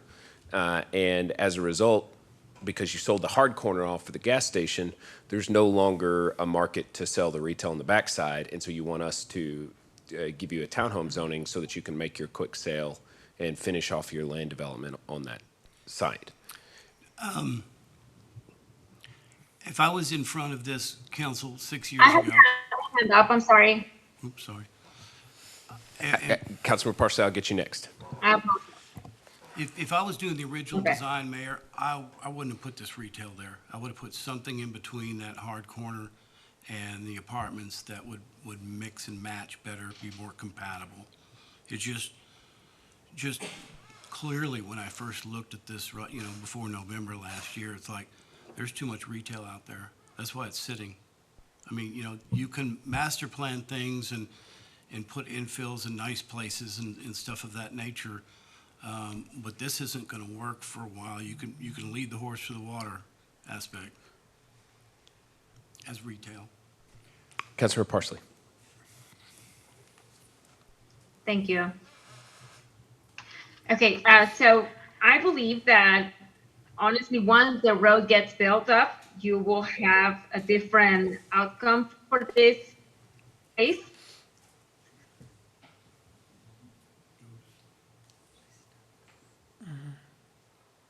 I agree with the jury. I am really sorry that you saw that corner before, better planning, I guess. So that being said, I would like to deny item 21. Would like to make a motion to deny item 21. I'd also like to say something. All right, motion by Councilmember Parsley, seconded by Councilmember Bradshaw that we deny agenda item 21. Is there discussion on the motion? Councilmember Zuniga. Yes, so I do hear what you're saying, but we definitely have a lot of affordable homes and townhomes here in Kyle. This on the northeast section does need more retail, and I'm just not going to believe that you cannot find some sort of retail next to Saenz Hall Elementary School. So there has to be some better use that would serve that closer community and help our city in terms of the retail sales dollars. So no matter how long it takes, I think we can wait a little longer to look at this again, especially after the roads are finished. Any further discussion? The only thing I wanted to bring up was a possibility of a mixed-use zoning request. Right. But since you don't have a prospect, potentially you could market it that way, I suppose. But having the potential for townhomes in the back where there's really no chance for retail, but allowing for the retail on BB to stay might have been a proposal that council would have been interested in. You're talking about mixed use, not vertical mixed use. I'm talking about dual zoning, honestly. Keeping on the front retail and then just doing the back section. The back section townhomes, the section ahead of BB, on BB, keeping it retail so that you could have another area for retail. So it would be the daycare center on the east side, it would be retail on the north side, and in the southwest corner, that extra rectangle there could potentially be townhomes. To the leftover parcel in between, yeah. The leftover parcel that doesn't really have, because of all things, it's just not going to have a lot of potential. But that being said, You would consider that, though. well, I would have liked for a conversation to have been had before I'm sitting here with a motion to deny on top of me. That was the point of bringing it up ahead of time. So, May I ask a question on the procedures then? And if that's something that sounds like you'd like to explore, if this motion gets acted upon and it's denied, is there a time frame that we have to wait to go back to apply? Or should we withdraw and reapply or have that discussion which you're talking about? Will Atkinson, Director of Planning. If you withdraw, they get you flexibility to bring back an amended plan of sorts. If you choose not to withdraw and council denies it, then you cannot apply again for this specific rezoning for townhomes for at least a year. well, unfortunately, you can't withdraw because we have a motion on the table. So we're just too late on that. Or we could vote. That is what I'm saying. Gosh. We can make it clear that we're offering the withdrawal, so if you Yeah. want to vote. So, does council even have any interest in allowing for them to try to put together a plan to have townhomes in the back? Or do y'all want to deny them and tell them to just kick rocks? I like the idea of multi-use. But honestly, I'd be open to seeing it too. Yeah, I reference Councilmember Tobias. This is his district, and I respect his wishes. If he is open to something like that, I would be open to, a mixed use as well. Maybe some business office. If we could really take even more an aggressive stance on it. Because again, that's what I'm hearing a lot from our residents. I understand the townhome scenario, trust me, I do. And we did have a meeting not so long ago where we're talking about concepts for housing. And I remember having a coworker said, I wish I would have been able to buy a townhome because now I have a 3-bedroom and I can't take care of the yard and so forth. So understand those are needed, right? And I agree with you. There was one resident that said, hey, townhomes could help, okay? But I also have to listen to the majority of what my residents are saying. And being there, again, there's nothing there for those residents and the traffic as well. The constant issues that we have that, especially a neighbor of mine whose husband was a veteran, she would have to literally drive across the highway just to go get his meds. And she goes, I wish I could have something just around the corner. Or just to go retail, somebody saying haircuts or something like that. It's just, we don't have anything there. And it's just, and that's the frustrating part. Again, exactly what the mayor said. From the beginning, if it looked like there was a whole mixed use from that whole square, from that whole corner. But again, that's, 5 years ago, 6 years ago. But I guess that's also going forward from a planning prospect, the city, how we have to be a little bit more aggressive and really look at these developments instead of public puzzle piece and everything. Really aggressively look at the land that we have available, even at corner lots, and even at locations. Even if we're gonna go Plum Creek or 150 or Waterleaf, whatever. We as a city have to aggressively take a look at all the land uses we have to where we won't be in a situation like this. That's kind of what it is. Councilmember Bradshaw. I just want to emphasize townhomes and not multifamily. Yes. We actually, somebody mentioned a gate, we actually thought doing a public street and subdividing them so they could actually purchase, taking a little bit of the burden off an HOA or condo association. So Main Street in the middle, where you would cut it off there, would just be a public cul-de-sac, and that would be lotted up. So that would help the HOA. The preliminary design was accessing garages from rear alleys too, so it would have a really good look from the front. But yeah, we can, I think, Councilmember Tobias, I think it's about an acre that we would carve off in the front and leave that at retail and leave 3.6 for townhomes, which would come in to be around 28-something units or 25, 24. But where would be the developer for that retail? Who would we get? Because I just wouldn't want to. It would be more of a pad type of situation. You might get a building that's maybe 3,000 or 4,000 feet there, multi-tenant type of deal.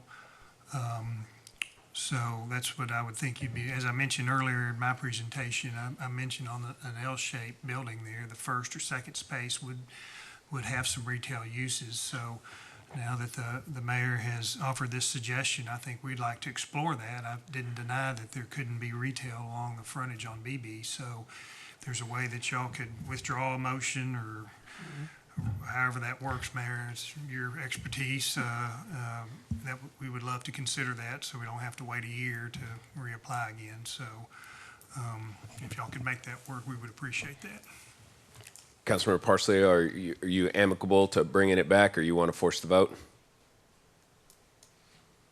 I would like to, I think that, for you guys to show up with a plan, I don't even have elevations. I don't know how it's going to look like, and not think ahead of time on bringing maybe some townhomes mixed with some retail, it is just not doing the full job. So I mean, I can amend the motion. I'm still not gonna vote for what is proposed. We can provide a concept plan.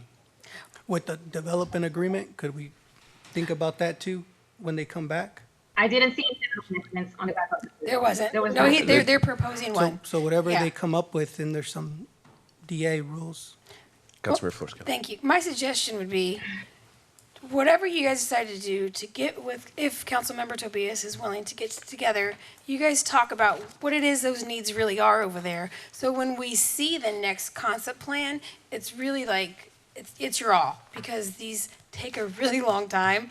I don't want to, schematics are nice, and I get you guys don't want to invest too much money because all that costs a lot. But when you bring it back, make sure you have at least the insight from Councilmember Tobias, if not a few other ones, just to get a good idea of what it is they need over there. And I felt really bad. Like, I feel bad telling you guys no, but at the same time, we have to listen to, you know, what the residents want. And so I hope this is a happy medium. I don't think anybody's going to vote for this in general, but if we could just vote to like table it or whatever it is, I would be amenable to that. We can easily put a concept plan together so you can all see exactly what it's gonna look like with the pad side in front and the townhomes in the rear. Easy. So here's actually how I think I would prefer to do it. You're not gonna like this, but what we're proposing, what we're talking about is basically we're close to PUD zoning with the development agreement, in which case we need to start the process over. And so the motion doesn't need to change from a denial, but it needs to be a denial and then to direct staff to bring back, to work with the developer to bring back a proposal consistent with what we've discussed. In which case, by that direction, you would not, and the fact that it would be a different zoning combination, I don't believe you would be prohibited from coming back as soon as you're ready. Okay, so Councilmember Parsley, if you can. Well, I need to amend my motion. Yeah, just amend the motion to direct staff to bring back a proposal, to work with the developer and bring back a proposal consistent with what we've discussed today.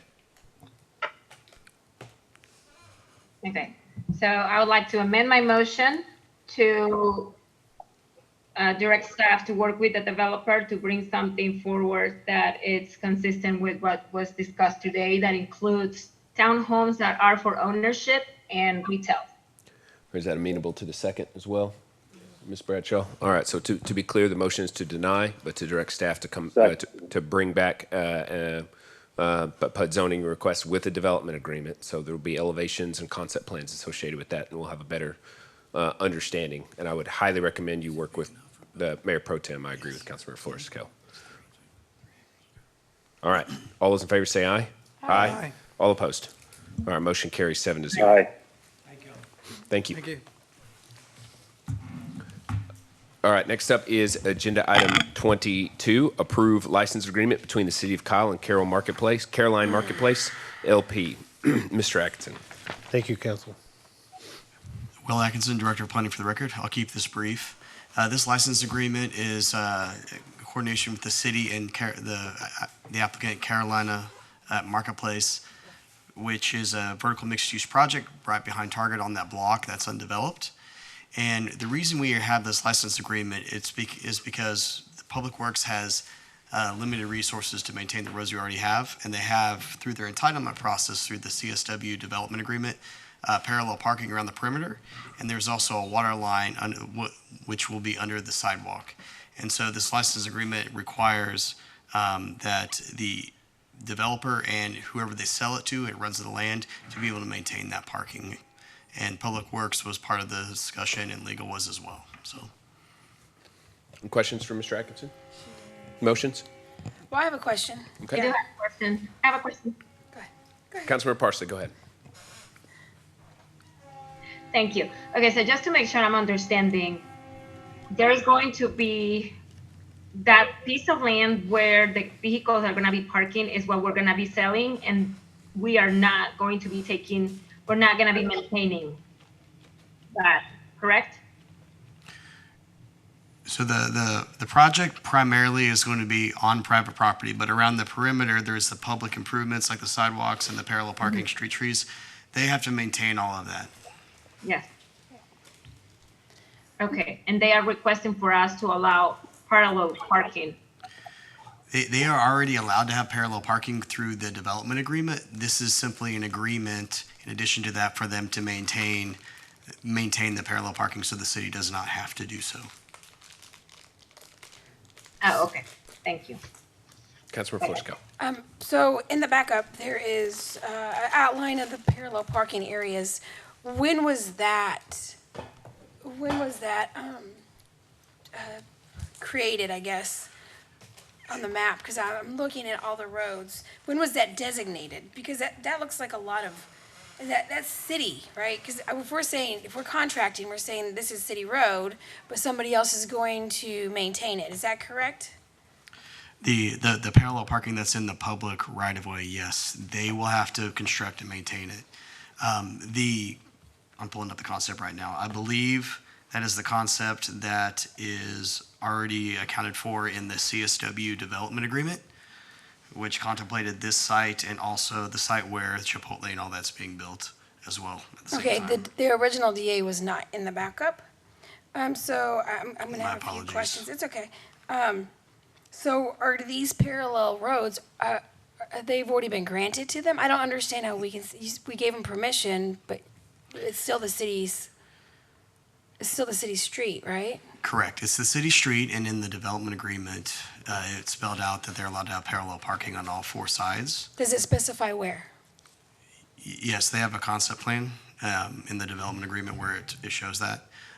That parking is primarily for the retail that's going to be built along the perimeter, along the streetscape, as you would have in an urban vertical mixed-use perspective. But there are Public Works had requested a license agreement for them to maintain those parallel spaces because their primary focus is, Public Works' primary focus is to maintain the travel lanes of the road and associated improvements with that. So any extra stuff that makes it super nice like this, to better allocate resources for Public Works in the city, we ask the developer to maintain those improvements that they are building in the public right-of-way. And they've agreed to do so. So I'm just trying to understand this. So this company is going to use public streets for their private, That's going to be public parking. it's gonna be public parking, but it was created, if not for this retail, or is it for apartments too? It'll be a mix. So they have a lot of parking on site internal to the site, right? For all the Do they have residents, enough what you. parking in order for them to have their development? Yes, absolutely. But for the public to access the parking around the perimeter to get to those shops that are going to go in there, that's a very typical standard where you have the parallel parking, or in this case, like in front of City Hall, you have the angled parking along Center Street to utilize those businesses. Okay, and they didn't have to pay anything for that? I added it up, it's 26,447 square feet that the city's giving up, which also breaks down to over more than half an acre. So I'm just I was really bamboozled. Apparently I was on here for this, but this was never explained to me, so I'm trying to understand it as it currently stands, why we would allow them to, I guess, control so much parking spaces? It's public parking, so they are making the improvements to make the site better for that public parking. So anybody from the public can park there. It's free parking. It's at the cost of the developer to construct it, though, and also to maintain it with this agreement. Okay, so my next question, so if in the event we need some maintenance on these parking spaces, the people we would go to is Caroline Marketplace LP, is that correct?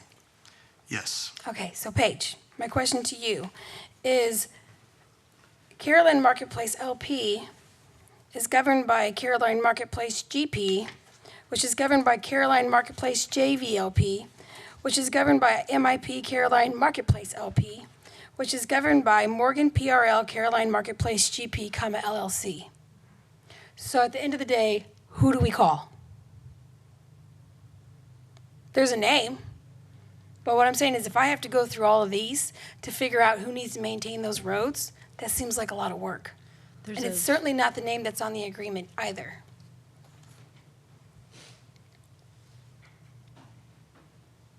All There's a- these there's a- entities there's are a- like less than a year old. There's a notice provision that gives you a point of contact for notices under the agreement. Right. So that's who you would give notice to if there's a lack of compliance with the agreement. I mean, it's basic, it's gonna be basic maintenance, right? So in the event, yeah. So the notice is actually Caroline Marketplace LP. I'm sure if you wanted to propose that the city would take the obligation of maintaining the parking spaces, that they would be agreeable to that, and then they wouldn't be on the hook anymore. What about the water lines that went underneath it? How does that affect it? Would they have gone there even? I mean, this is not just, I'm not trying to do a tit for tat. I'm trying to say, in the worst case scenario, I need to make sure my city's taken care of. And in that scenario, I need to make sure that we have a contact. And going through and making sure all of these entities are connected is a lot of work. And so I just want to make sure that if we're saying, yes, Caroline Marketplace LP is going to be the one that maintains those roads, that we understand it's going to be a process to get a hold of somebody. Could be, that's all I'm saying. And emergencies happen. Go ahead. See from the, Yes, come on. Mayor, City Council, Andy Grimm with the Morgan Group. So I'm with Caroline Marketplace LP. So like Paige said, there's a notice section with an address for specific notices within the agreement. And like Will said, it runs with the land, so it's recorded on title, and it's a perpetual agreement for the maintenance of those roads. So if we need you, we could just send a letter in the mail and then send it to you, and then you guys will respond? Yes. Well, what happens if it's an emergency? So there's actually rights in the agreement that the city can do whatever they need to do in the event of an emergency. And the city also has a termination right in the agreement to take back the land. The other thing I'll say is, even though it's public right-of-way today, it's actually not part of the roadway. It's part of the sidewalk and the grass that's there today. So the roadway's not changing at all. We're just improving it with public parking to activate the retail. Okay. so, All right. question for you. So the advantage that y'all have in maintaining the roadway for us is curb appeal, right? To improve, have a few more retail parking lots? Yeah, we view the parallel parking as a benefit to the retail, absolutely. Will overnight parking be allowed there, since it's public parking? Yeah, we have no plans to monitor the parking, so. Well, there's going to be apartments there, so I guess my question is, if they are overnight, how is that? So that would be regulated by ordinance. It's a public space, and so if the city has regulations governing parking, then that would govern, that's how that would be regulated by city ordinance. Okay. Hang on, we got to go to Councilmember Parsley Okay, next. Sorry. she's sleeping. She got her hand up. Thank you. I would like to make a motion to approve item 22nd. Second? Motion by Councilmember Parsley, seconded by Councilmember Zuniga, that we approve agenda item 22. Is there discussion on the motion? Just, Mayor Pro Tem. so this is just the parking spaces for now. It's gonna be public. Will there be, later on, it'll be metered? I think that would probably solve the overnight ordinance. It's public. So it's public, but who's to say in about 5 years or a couple of years, the developer or the city will come back and say, okay, now we've got to pay parking like we do in downtown Austin? Would that be a scenario? If that's something that y'all as a city council want to incorporate as an ordinance that we have metered parking at some point in the future, we can explore that option. But in the case of this project right now, it's not metered. Okay. It is public parking. It is free. They are assuming the cost and the burden of maintaining it. That's it. Thank you. Councilmember Flores-Cale. Paige, can you just make sure that the correct person is signing on behalf of the correct company? Yes, Okay, thank you. yes. All right, any further discussion? All those in favor say aye. Aye. All opposed? All right, motion. Aye. All right, motion carries 7-0. Next up, agenda item number 23, consider possible action to support the City of Kyle's participation in a regional climate pollution action plan grant. Councilmember Heiser.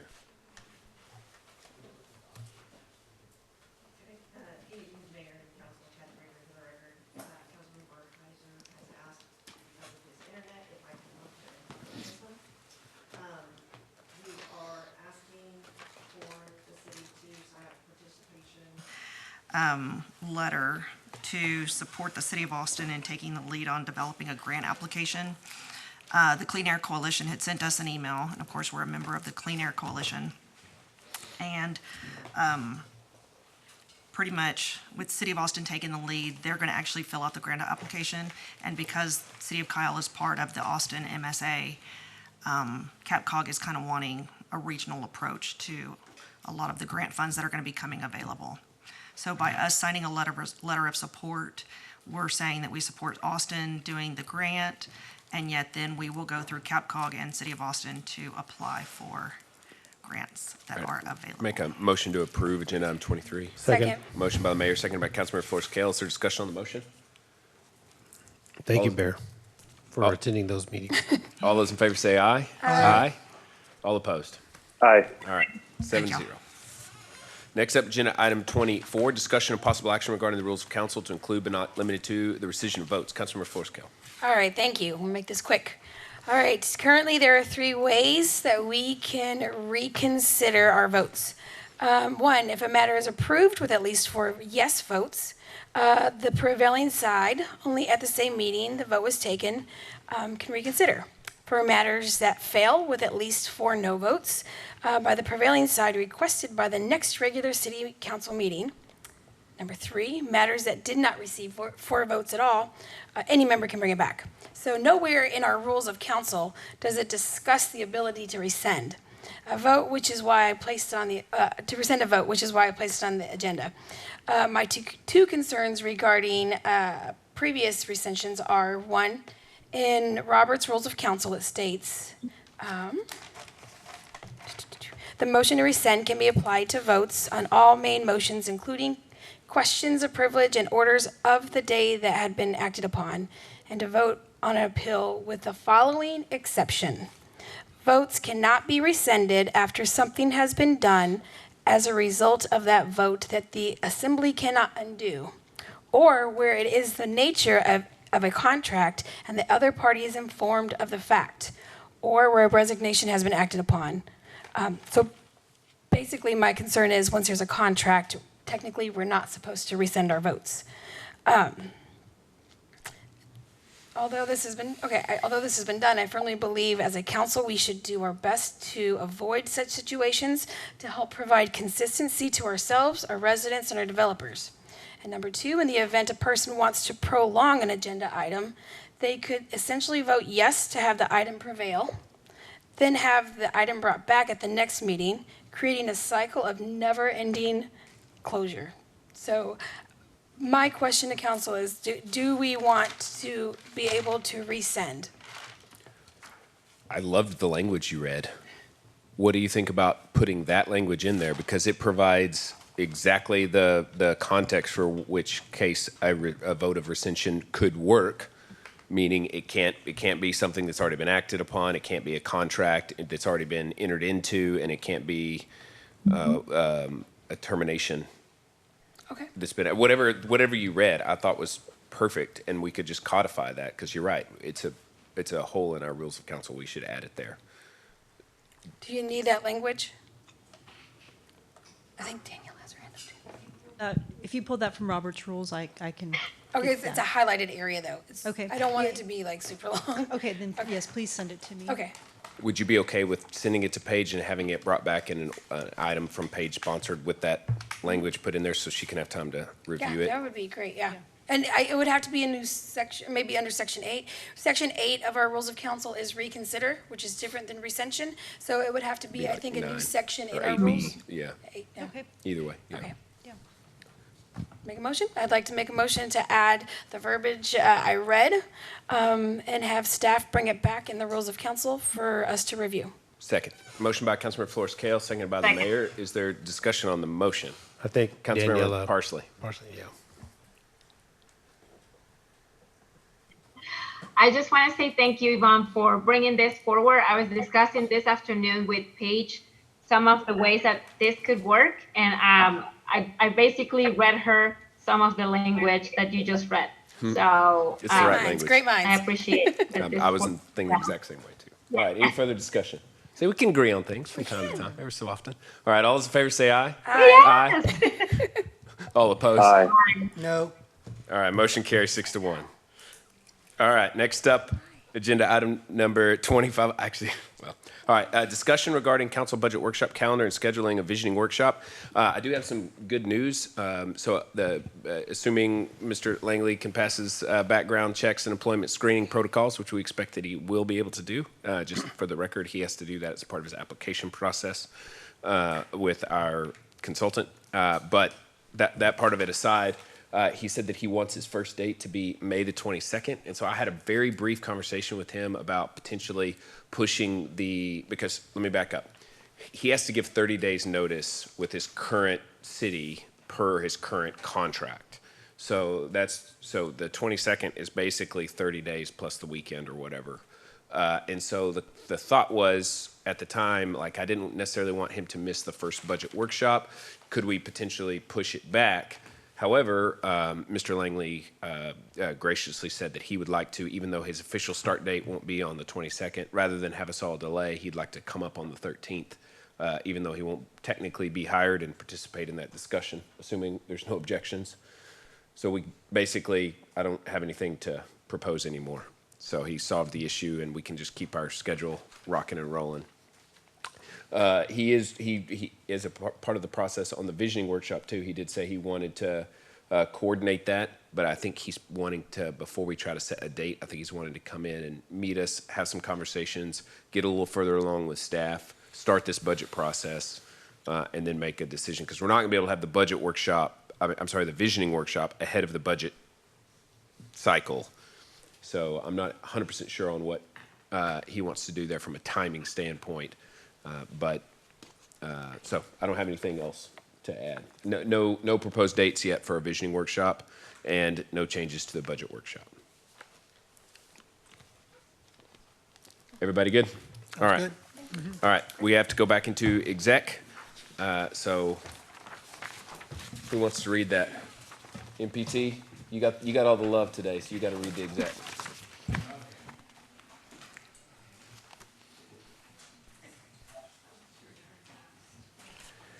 In pursuant to Chapter 551 of the Texas Government Code, the City Council reserves the right to convene into executive sessions from time to time as deemed necessary during this meeting.